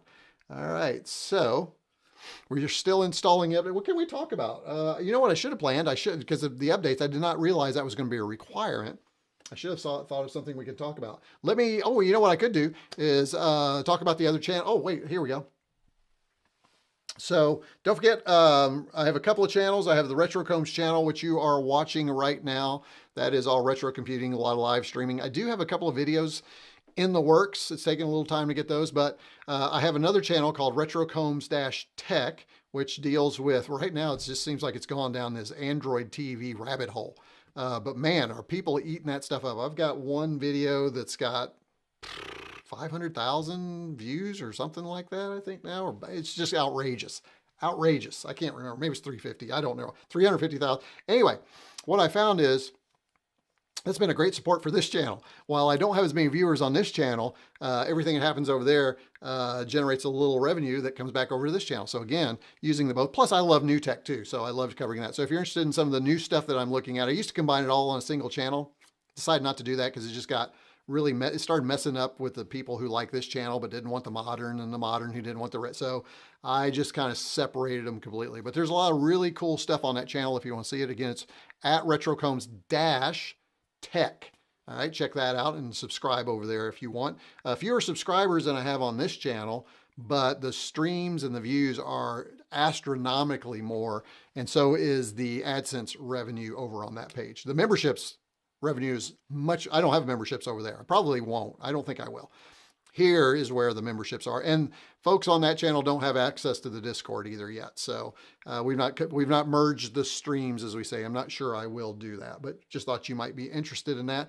And also, let me also mention my good buddy again, Jamie's Hack Shack. Be sure and check out his channel. He just hit 8,000 subscribers. He's going to pass me here just any time now for the RetroCombs channel, or both of them actually. So be sure you're checking out his stuff. He's got some really cool stuff going on over there. So there you go. There's a little update for you. Let's see. We talked about that. You should use a standards compliant, privacy friendly browser with a reasonable memory footprint. I know I would if such a browser existed. Yeah, they've kind of got crazy, haven't they? They are just wild now. I have 128 megs of RAM, so I don't need to worry about reasonable. That's funny. That is funny. All right, let's go back and see if we're good. All right, system up to date. Outstanding. Let's go ahead and do this. By the way, the other thing I would say is, as I'm going through here, the YOLO box, which is the streaming device I use a YOLO box Extreme, got a huge update and has some really cool quality of life stuff. And I think they fixed some of the bugs that I've seen in there as well. One of the quality of life things that it has is I can now connect that via USB to my computer and move files back and forth for assets like, you know, things like this. So I can do that. It used to be before I had to remove the SD card, come over here, plug it in, and put it back in, all that business. Or if I recorded the video over here, I have to move it. Now I can just plug it into my Mac that's right here in the studio, which is really nice. All right, let's go back here and watch it boot. Let me get rid of this for us.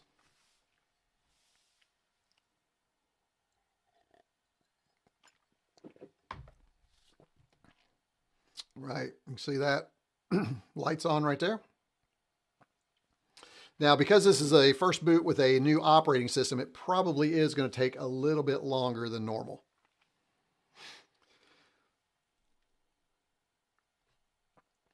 The question will be, do I need to hit this power button or is it going to reboot on its own? This is interesting that this is green. I do want to give it a little bit more time. I don't want to rush this thing. Let me know what you think in chat. Should I press that button or should I just let it go? I feel like I want to press the button.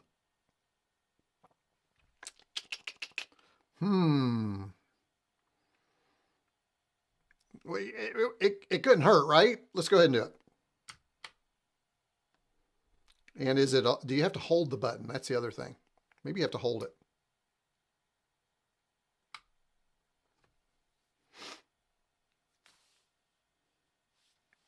Well, must press button. I just did. Press space. Press space didn't do anything.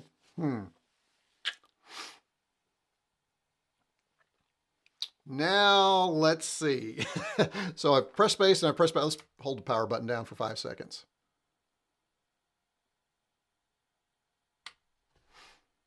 And nothing. All right. Well, oh wait, it turned red. That turned red. That means off, right? Let's go ahead and turn it on. Okay, now it's on. Let's go back over here. Okay, there we go. Holy smokes, press shift to stop the boot. Okay, here we go. Oh, that's interesting. Check out that boot screen. That's a different one. Trying boot mode NVMe. Boy, I hope this is okay. I hope we didn't bork this thing out. Yeah, that's what I thought, Evil J. Did it just automatically flip to the other HDMI on me? Oh, what's happening now? Still green though. This is still green, so we're gonna go with it.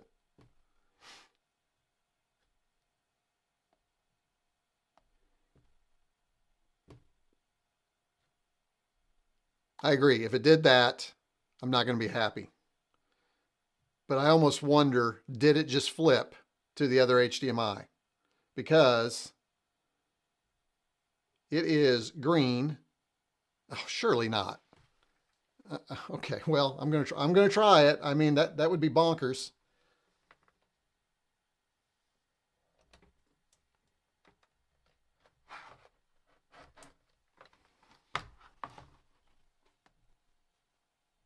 Oh my goodness. Why? Okay. Surely that is not that cannot be a thing. I plugged it into the other HDMI port and it showed it. I cannot, this blows my mind. There's got to be some logical reason that this happened, or I did something wrong. If you can figure out what just happened there, please let me know. But if you have to unplug and then go to the other one, again, I get troubleshooting 101, check your plugs first, right? Which we did. So thanks, Evil J, for reminding me of that. I know, why am I calling it Shirley? I don't understand that. That is bonkers level stuff right there. Weird. Okay. I should probably move this guy. Oh, I'm getting a power warning too. Let me move my little head here. My little Uncle Fester head here, for those of you that thought that was the case. Let me see. Let me do this right here. Let me edit. And I'm going to make this, why have you done that? Bring this down here. And that should be better. There we go. Now I am getting a low voltage, which I don't understand because I'm using a PD power source.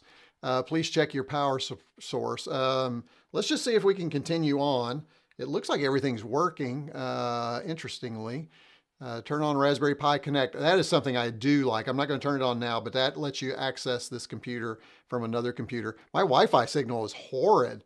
The router is right here, and I've got only a bar, which that's weird. I mean, I'm seriously, the router's right there, so I'm not sure what's going on there. Let's see what we get included here.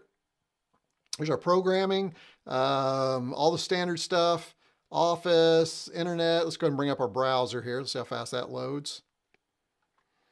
And of course, we have to do that for the first time.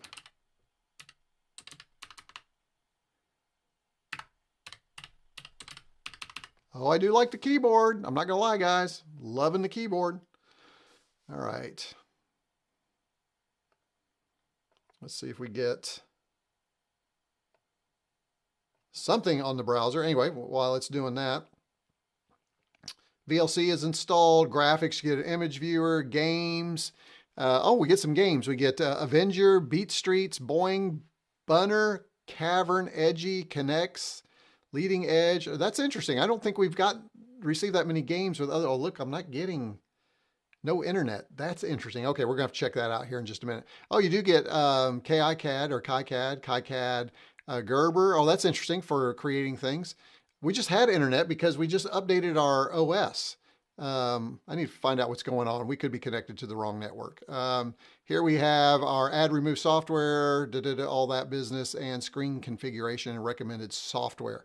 Let's see what is going on here. Oh, I'm gonna try something. Oh, I've had problems with this before. Let me try something here.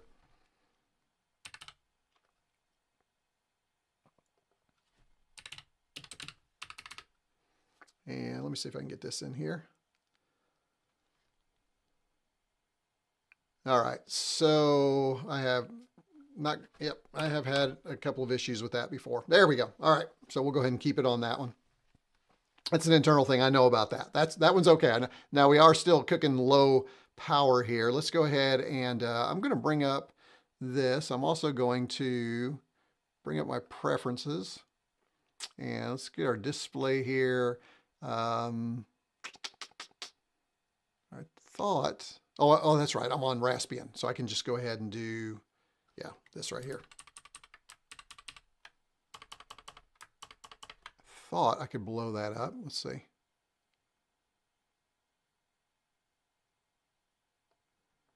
Wait a minute. I thought I could blow. Let me try that. Rats. Where is it? Where's the... Oh, here it is right here. Sorry. It's right in front of me.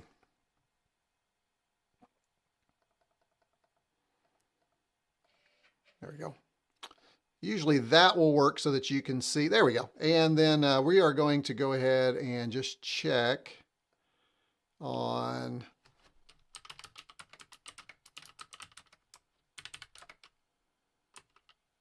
Do I have to do apt? Oops. Let's see if it got everything. Sometimes theirs doesn't get everything. All packages, permission, all packages. Okay, so that's good for now. All right, so then what we want to do is I want to put on here, which I always do, and you can just get the instructions by typing PiKiss.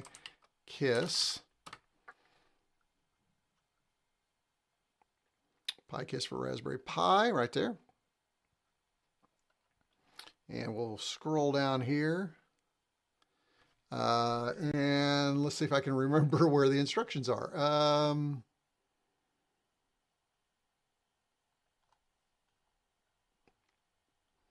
PiKiss is a simple command line. I think I've got the wrong page. Yeah, I've got the GitHub page. I just need the standard page. Oh, here we go. We'll just go here because that'll have it for us right there. And we've done that. Sudo app full upgrade. We need this one right here. Oh, ads. I need an ad blocker. Shoot. How do we get out of this? There we go.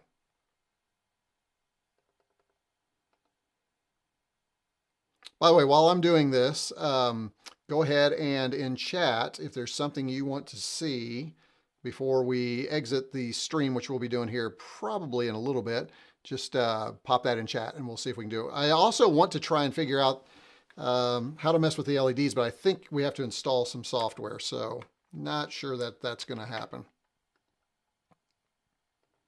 In this, oh, curl, oh, that's because I need to, yeah, I forgot when you copy and paste, it adds that, for whatever reason, that character, there we go. There we go. We'll let that go.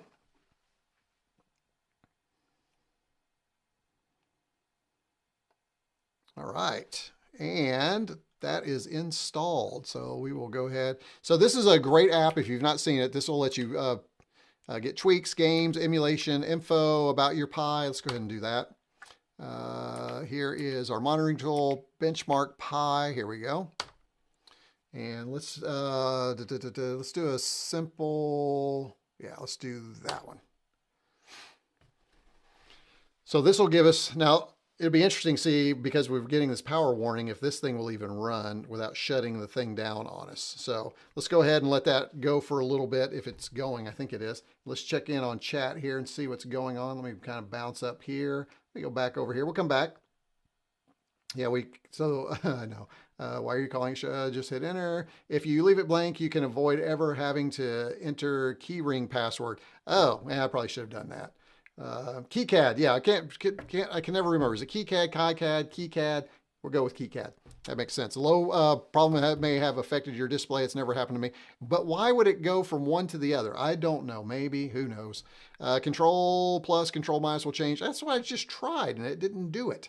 I don't understand it. Or maybe. No, I just did. I just tried that. We'll go back and try it. By the way, there's a bug in the software. It sets the keyboard to UK layout even when you specify US. If your password contains any characters that are different, luckily they weren't random active chaos. You are out of luck. That's good info. Must look out the UK keyboard. Look up the UK keyboard to enter the password. Yep. Guess how I found out. Yeah, I can imagine. Yeah, I know. I saw that, Evil J. It is, I'm pretty sure. Oh, you know what? I think you need 57 for the Raspberry Pi. I think this is a 45 watt. I believe that is a 45 watt. I'm almost positive that is. Now I say that without unplugging it. So probably why. Let's go back and see what we have here. So, new index. Let's see. Oh, look at that. I'd say this is doing really well. Check it out. So here's some bytemark benchmarks, native mode benchmark version 2 from 1995 to 97. And you can see it, this Raspberry Pi is doing a great job of destroying an AMD K6 and a Pentium. Wow, that's interesting. Let me go ahead and Control X out of here. And let's go ahead and get out of here. PiKiss. Now I don't remember what the command. Anyway, it should be. Let me close this, and let's go in here and let me. Oh goodness! Now my scroll thing's not working. Oh, maybe oh, interesting. We have. I do have a Raspberry Pi power supply, but we are already into it, so I will take care of that later. Let me go ahead and. Oh, there we go. Try to make this a little bit smaller so we can get it. There we go. And for some reason, this browser has just frozen up on me. Yep, I'm going to restart it. Interesting. Let's try that again. Okay, there we go. All right, so I'm not going to do that just yet. Let me go up here. This should have installed up here. Let's see. Usually it does. System tools. There it is right there, PiKiss. And you can see some tweaks you can make here. Let me show you some of the things that you have. Oh, we saw that one. I'm sorry. Let's go back. Escape. Cancel. You can install additional games. You have emulators, which I always like to do. We'll put those in there. Info about your Pi. Multimedia, that's where we can install those. Configure installations are a piece of cake now. Let me go ahead and do this. So here are some other things that you can do. I am not going to mess with those because as soon as I do, it will bork this thing, and then I will not have anything left to share with you. Here's tweaks related to internet server. You can turn your...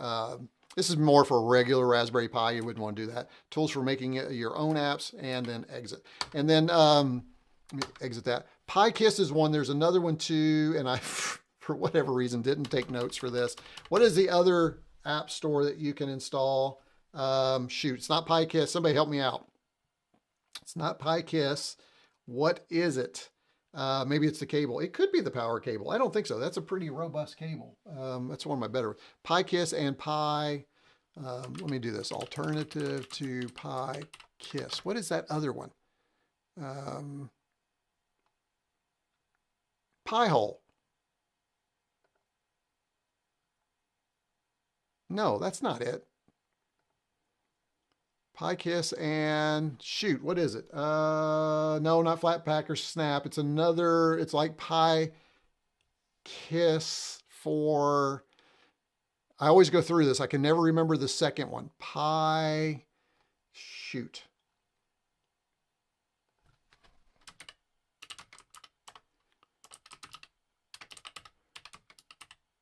This is what drives people who watch this thing later. They'll watch it and go, hey, it's this, it's this. You should know. It's not Pi-hole. It is PiKiss.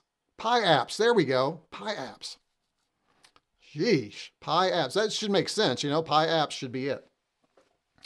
So let's go ahead and put that one in there too. Let's get that one done.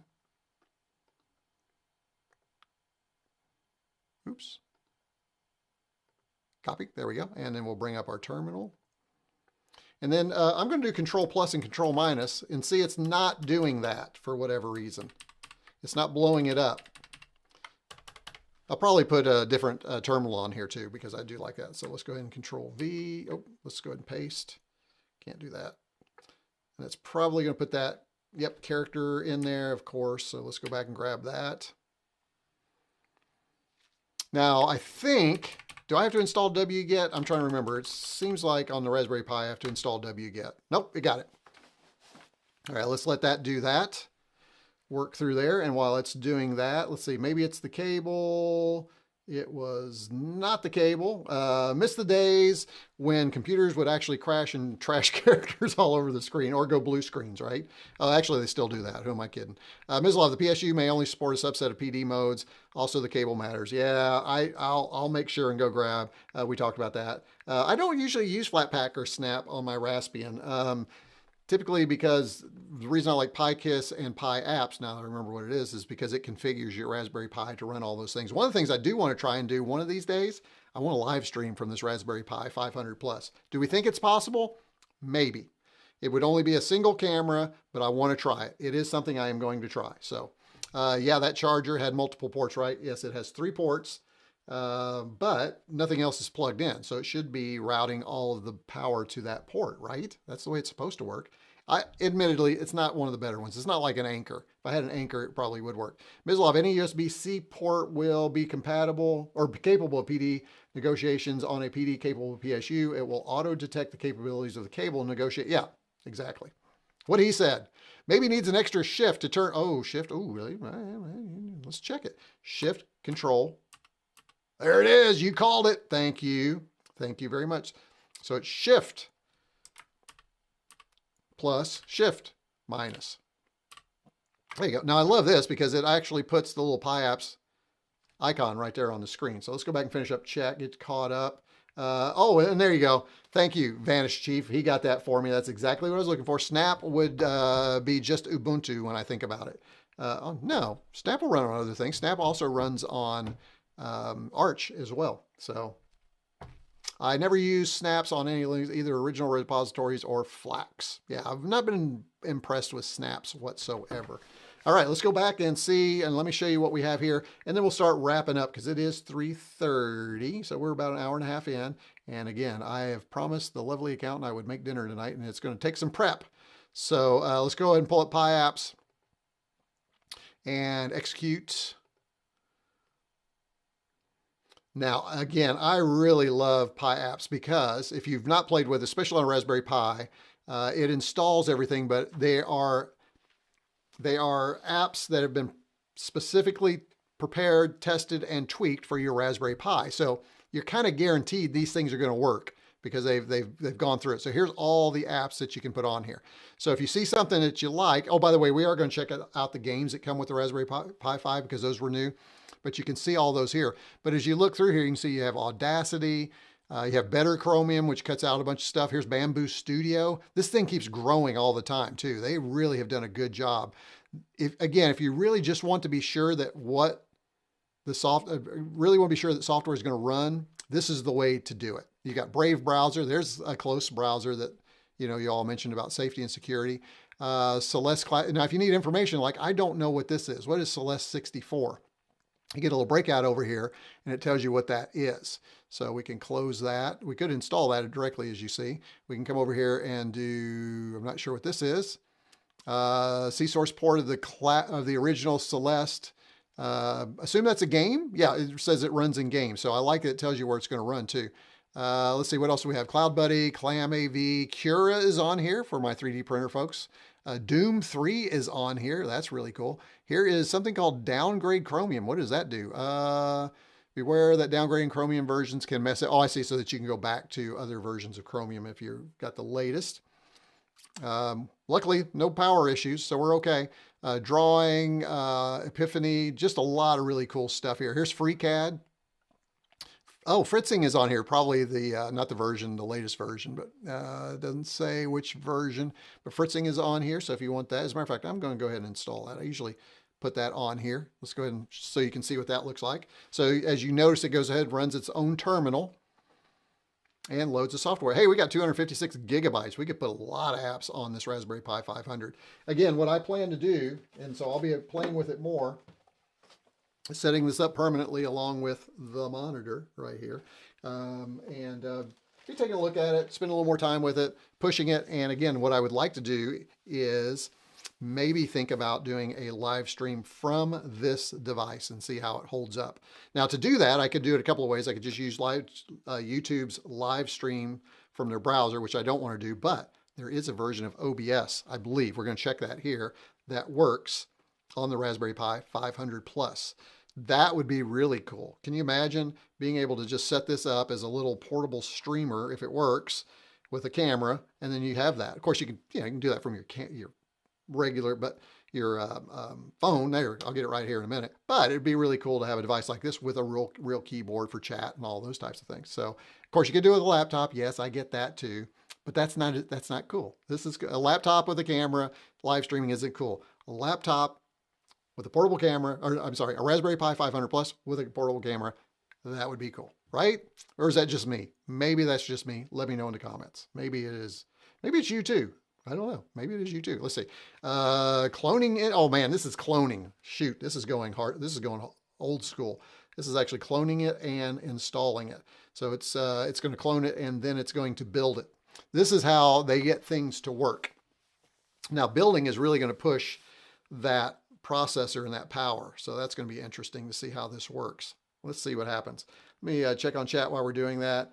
Yes, I know. Control. Yeah, there you go. Don't use Steam in the Pi apps. You get repo. Oh, really? I did not know that. Well, I'm not a gamer, so that's not a big thing for me. Snaps are okay for a very limited set of apps. Yeah, I just never use them. Dinner, flaming it. Nope, doing some carnitas, some fresh carnitas today. So got a pork roast. Gonna pressure cook that bad boy for about an hour and some change with some seasonings. Then we're gonna take it out. We're gonna tear it apart. We're gonna throw it in the broiler and get it all crispy on the edges. And then we've got some corn tortillas, some fresh salsa. What else are we doing? Lime and onions. Cilantro, of course, got to have a lot of cilantro, and then sliced radishes. We're going old school, man, when it comes to this is like street tacos. So I'm looking forward to that. Yeah. Yes, Patrick, I'm getting hungry just thinking about it.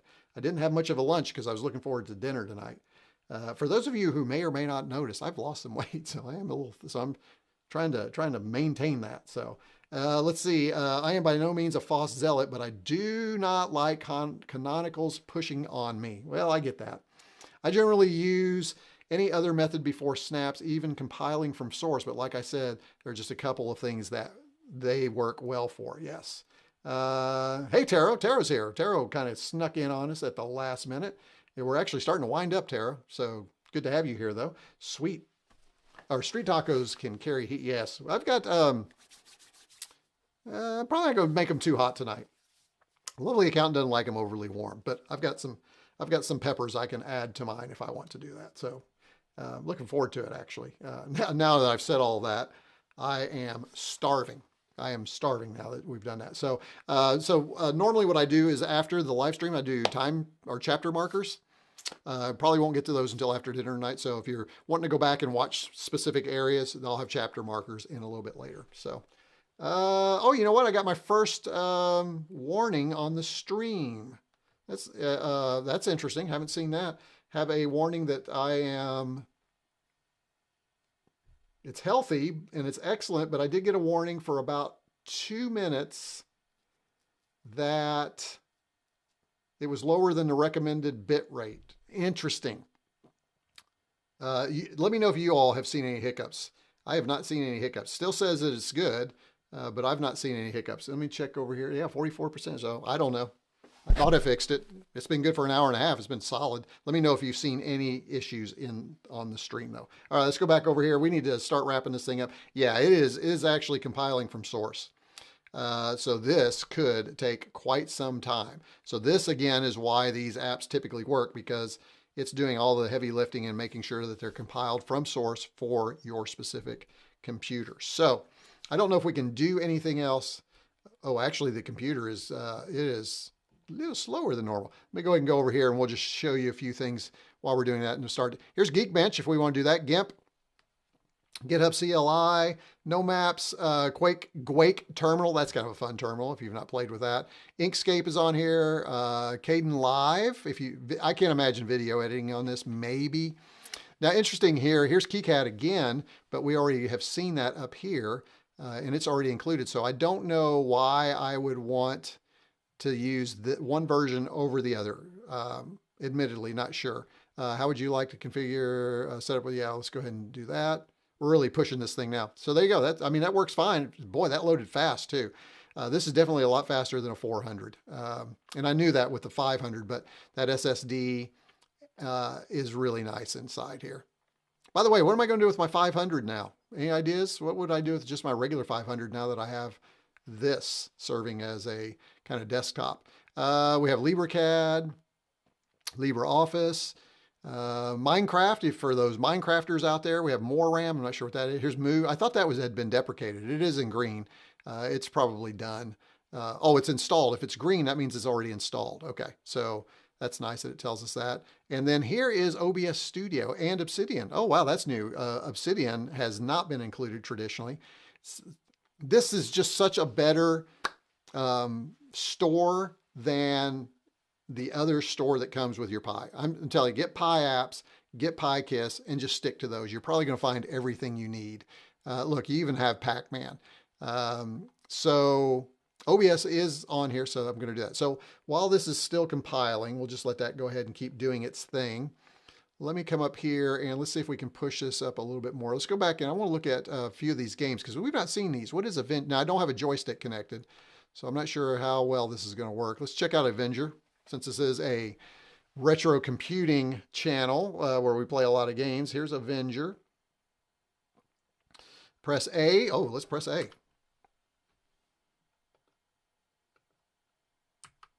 Or space. There we go. Oh, interesting. And it looks like the cursor keys work. And space. Oh, I see. Okay, and then forward. Oh, so we can use the cursor keys. It's not a WASD kind of game.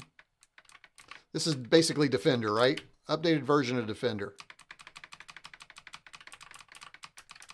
Probably would work with a mouse, and I'm dying here. Let me get out of here. Woo! You know what I didn't check is their sound. Do you guys have sound? I didn't think to check the sound. Let's see if there's sound. Let me put the sound on for you so you can hear that. I probably have not turned that on. Let's see. That is you should have sound. Let's see. Volume. Volume is at max. And this is 5. Yeah, interestingly, I don't have any sound. I should have sound coming through, but I don't. I'm not going to fool with that during this live stream. I'll come back and figure that out later. But there is Avenger for you. Let me go and close this out.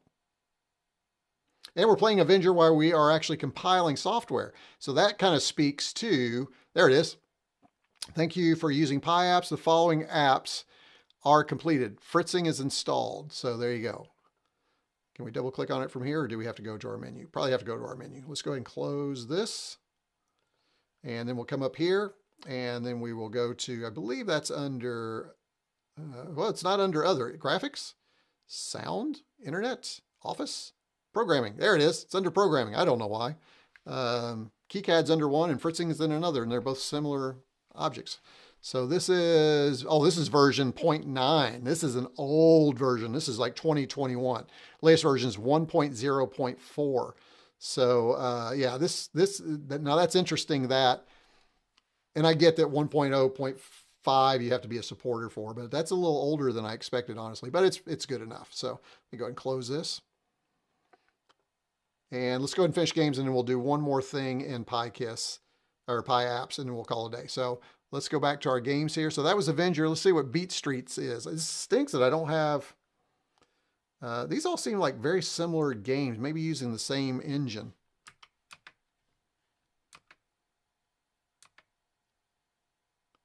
So this is... yeah, this is a punching game. Same kind of controls here.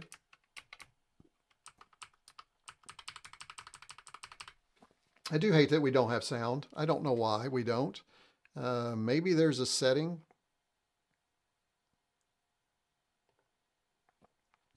Any ideas on sound, guys? Let me know. Let me go to System Tool. Oh, wait, Preferences. Let's see. I wonder if it's pushing sound out of the audio. This doesn't have an audio port on it, does it? No, it doesn't. So it should be coming out of HDMI by default. That is very interesting. Let's see if we can go to Raspberry Pi configuration here. I don't think this has anything for audio. Let's see. Let's turn, well, actually, while we're in here, let's go ahead and turn on SSH and VNC. Performance. Do not see.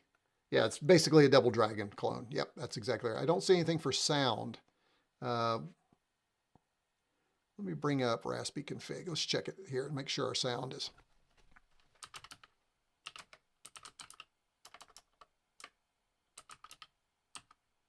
I can't type. And it's not the keyboard, it's just me. Actually, it is a keyboard a little bit. It's a little tighter than I'm used to. So I'll get, okay, let's see. System options, audio. Yeah, so it doesn't even give you the option because there isn't an option. Yeah, so I'm not sure what's going on there. That's very interesting. All right, well, I'll figure that out later. And finish. All right. All right, so I do want to do one more thing. Just curious why you all are here. Now, if you saw something that you wanted me to try, I do have a few more minutes. I can do that, but I'm going to see how it loads OBS Studio. I just think that that is going to be very interesting. Let's see. LMN. Oh, it does have Nautilus. There we go. There's OBS. I'm curious what version this is too. Installed. Okay, let's try it.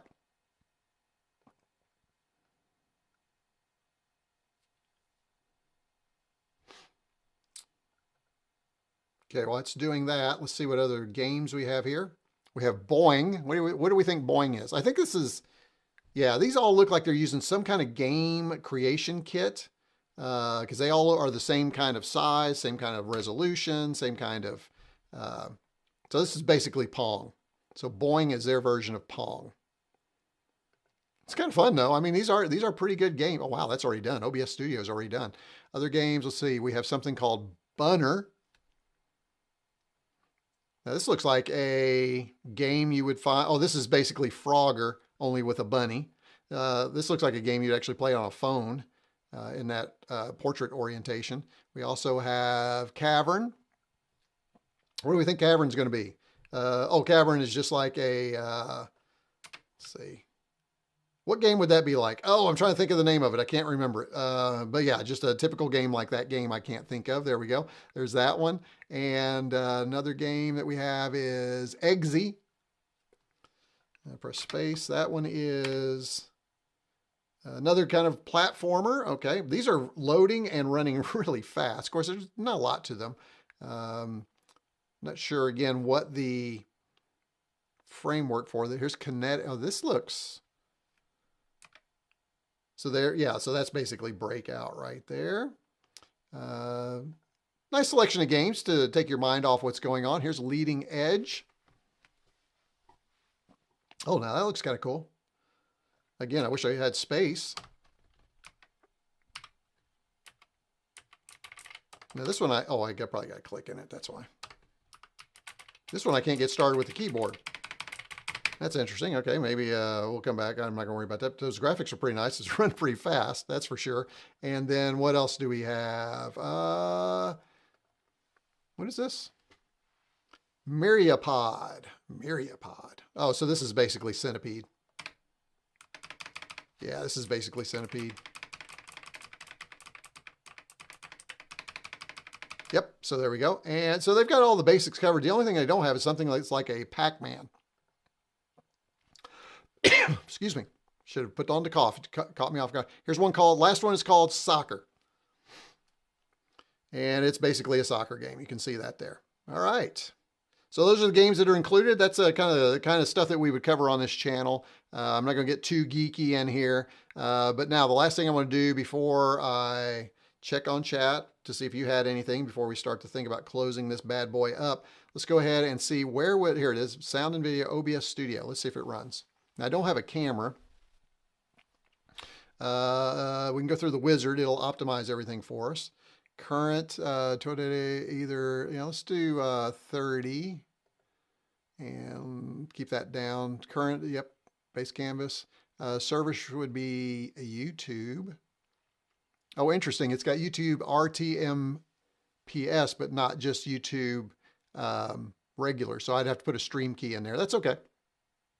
And then I could do that. So that's easy enough. So cancel that. All right. So looks like I can start to set up, looks like OBS 30, I think 39, 35, something like that is the latest version. So this is an older version, but I'm sure it is a version that has been optimized and designed to work on here. So I may have to play with that. I think that'd be really interesting to see if I can get that to work. And then we'll do some lower thirds and things like that. All right, let's go ahead, folks. There you go. There's your quick look at the Raspberry Pi 500 Plus. Let's go in here and chat real quick and see if there was anything that you guys had. The best snaps vendor has closed the source store and keep it dependent on older yeah, talking about that. retroCombians, in any case, please say hi to TLA. Oh, wait, in any case, what? I will do that. Let's see. Okay, here we go. We haven't had any hiccups in the stream. Been great. Yeah, and it's back to excellent. So maybe that was just a regular kind of thing from YouTube. No problems here. Good. No hiccups. Good. Split second. Good. Oh yeah, split second. How is the Pi 500 Plus? I like it. I do love this keyboard. This is the best keyboard for any Raspberry Pi other than an external one you've hooked up. This keyboard is really, really nice. I am digging it. So if I were to, well, let's see. Let me pull up. I don't know if there is do we have a text editor, Office? Let's go to Writer.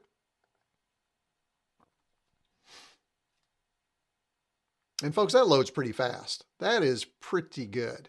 Let's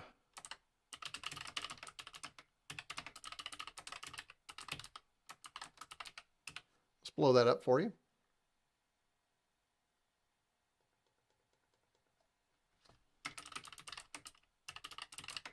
Oh, if I can type.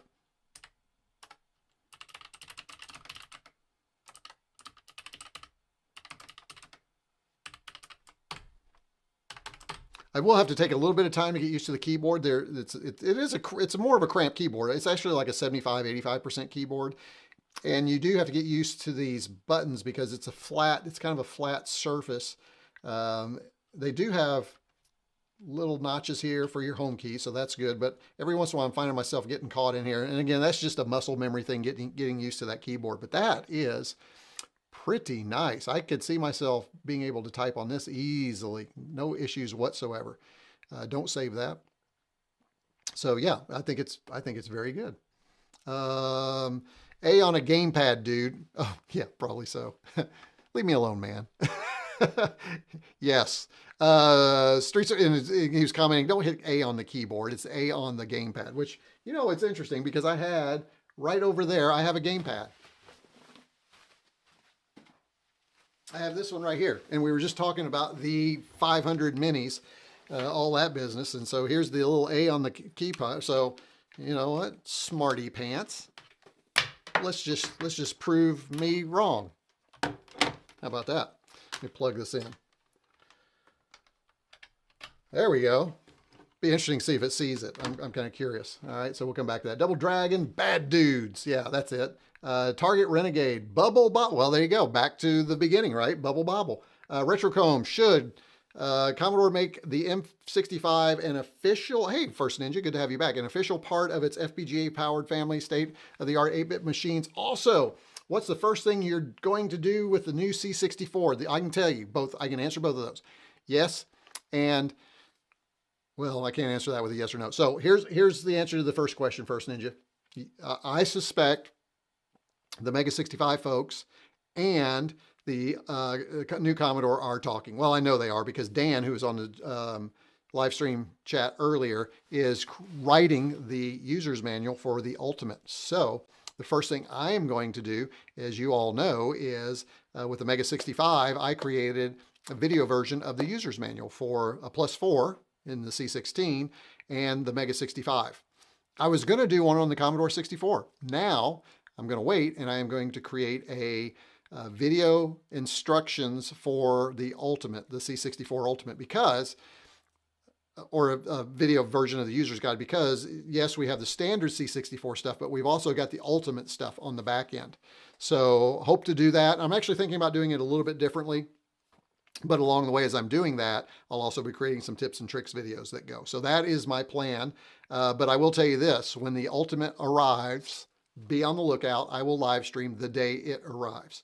I've already warned the lovely accountant that we don't know when it's coming. It could be during a weekday, but as soon as it arrives, I will be going live. So you need to go down below, hit the alerts, make sure you got all that stuff so that when it arrives, I plop it down, we open it together for the first time. And again, mine is the Founders Edition, so it comes with some extras. So we will be doing that. So that's the very first thing I'll do. The second thing is I will start working on the user's guide.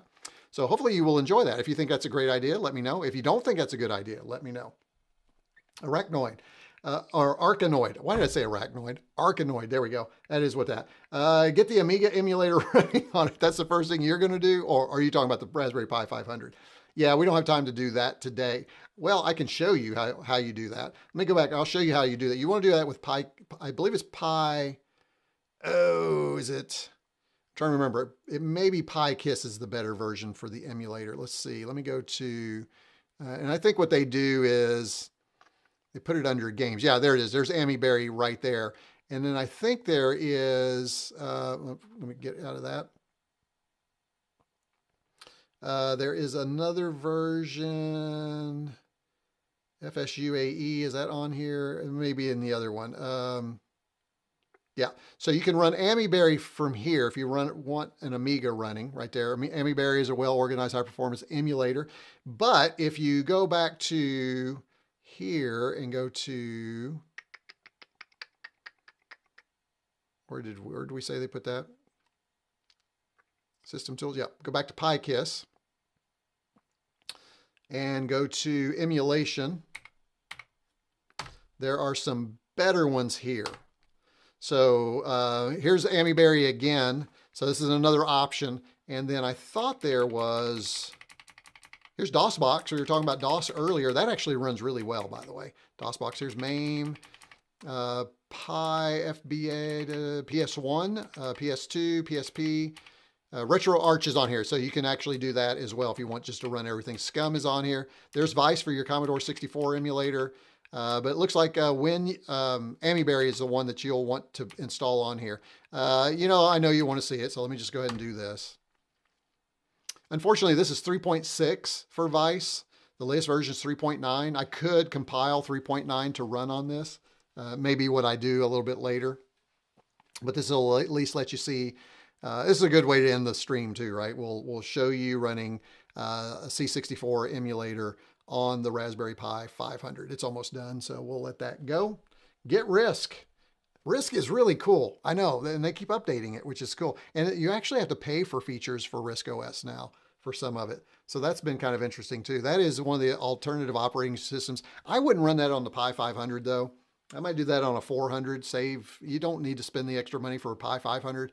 RISC OS runs really well from an SD card and a Pi 400, so I would go with that. Please enter to run Old Tower. Let's do it. That'll just make sure everything's working for us.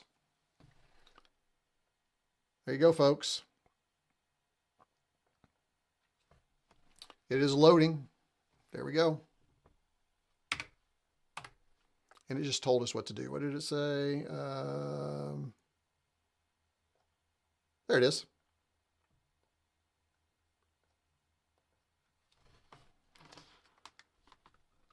I have a, there we go. I have a, oh, joystick is actually running in, I need to get out of there. The joystick actually took me into the Vice menu. There we go, press fire. Let's see if fire is working. Yeah, it looks like I need to redo my joystick for this. Why? Yeah, it's not working.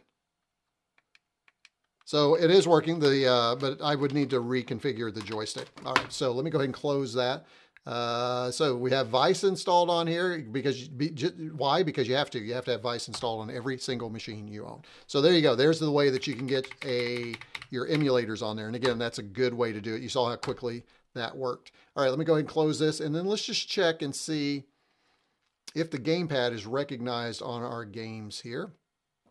And hey, thanks for the 30 of you that hung out today. I know some of you have not dropped into chat and you're just kind of hanging out. And I appreciate that for all of you that watch. So I really wanted to play this. Let's see. Okay, it says press A or left. So Mislov was kind enough to say, hey, doofus, it's this A. Let's see if it works. Yeah, this is not configured for that. So, oh, there we go. It's actually Y. I don't know why. I don't know why it's Y. And there we go. So there, hey, this is pretty good. Again, I wish we had some sound. This actually works really well. Although the driver doesn't.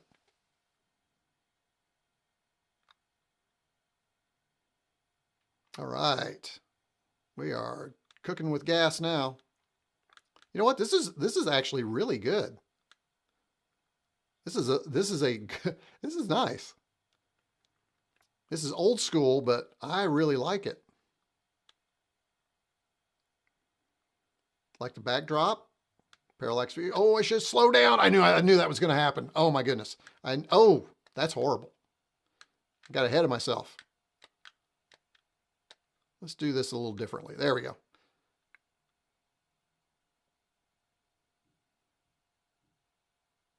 Look at my position. I'm number 20, probably out of 20.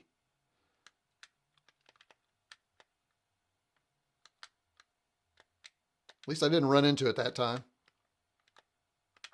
Oh, all right, that's enough of that. Anyway, there you go. So now that works. So that was just hooking up the gamepad, which actually works really well on there. So if you're looking to play games and you have a gamepad laying around, that's the easy way to do it. All right, let's wrap this baby up. We have been at it for 2 hours and 7 minutes. I think we've got it. I would love to see you explore what can be done on the new C64. Hey, Harold. Hey, good to have you here. This is your first time with Livestream for sure. I know that.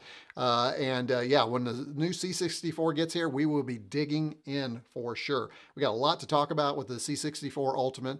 Again, demos will be had. We'll have lots of video. It will be the focus of the channel for quite some time, probably. Not that I'm dismissing the Mega 65, because I still have a video for the Mega 65 I'm working on. I've actually got 2. Just not enough hours of the day. You know, the goal of mine is I'm getting up there in years. I know I look like a man of 40, right? But the goal is one of these days I will retire, and then I will sit here in my basement and do this full time. This will just be kind of my side gig for retirement, and I get to explore all the things I wish I'd had time for it when I was a kid. So yeah, a lot like Outrun Evil J. So again, appreciate everybody's support of the channel. Again, finally, let's wrap this thing up. Don't forget, again, down below, if you've enjoyed today, you can always send a super chat. It's still available for you to do that. Also, don't forget, become a member. If you really want to join the Discord, support the channel, become a member. That's the way that you can support the channel. And you don't have to worry about it ever again. It just automatically gets your $1.99 to $25.95 a month out of your card, and you don't have to worry about it. So unless you've got a lovely accountant like I do who checks those things regularly, say, what is that charge on that bill? So keep that in mind too, but really do appreciate everybody.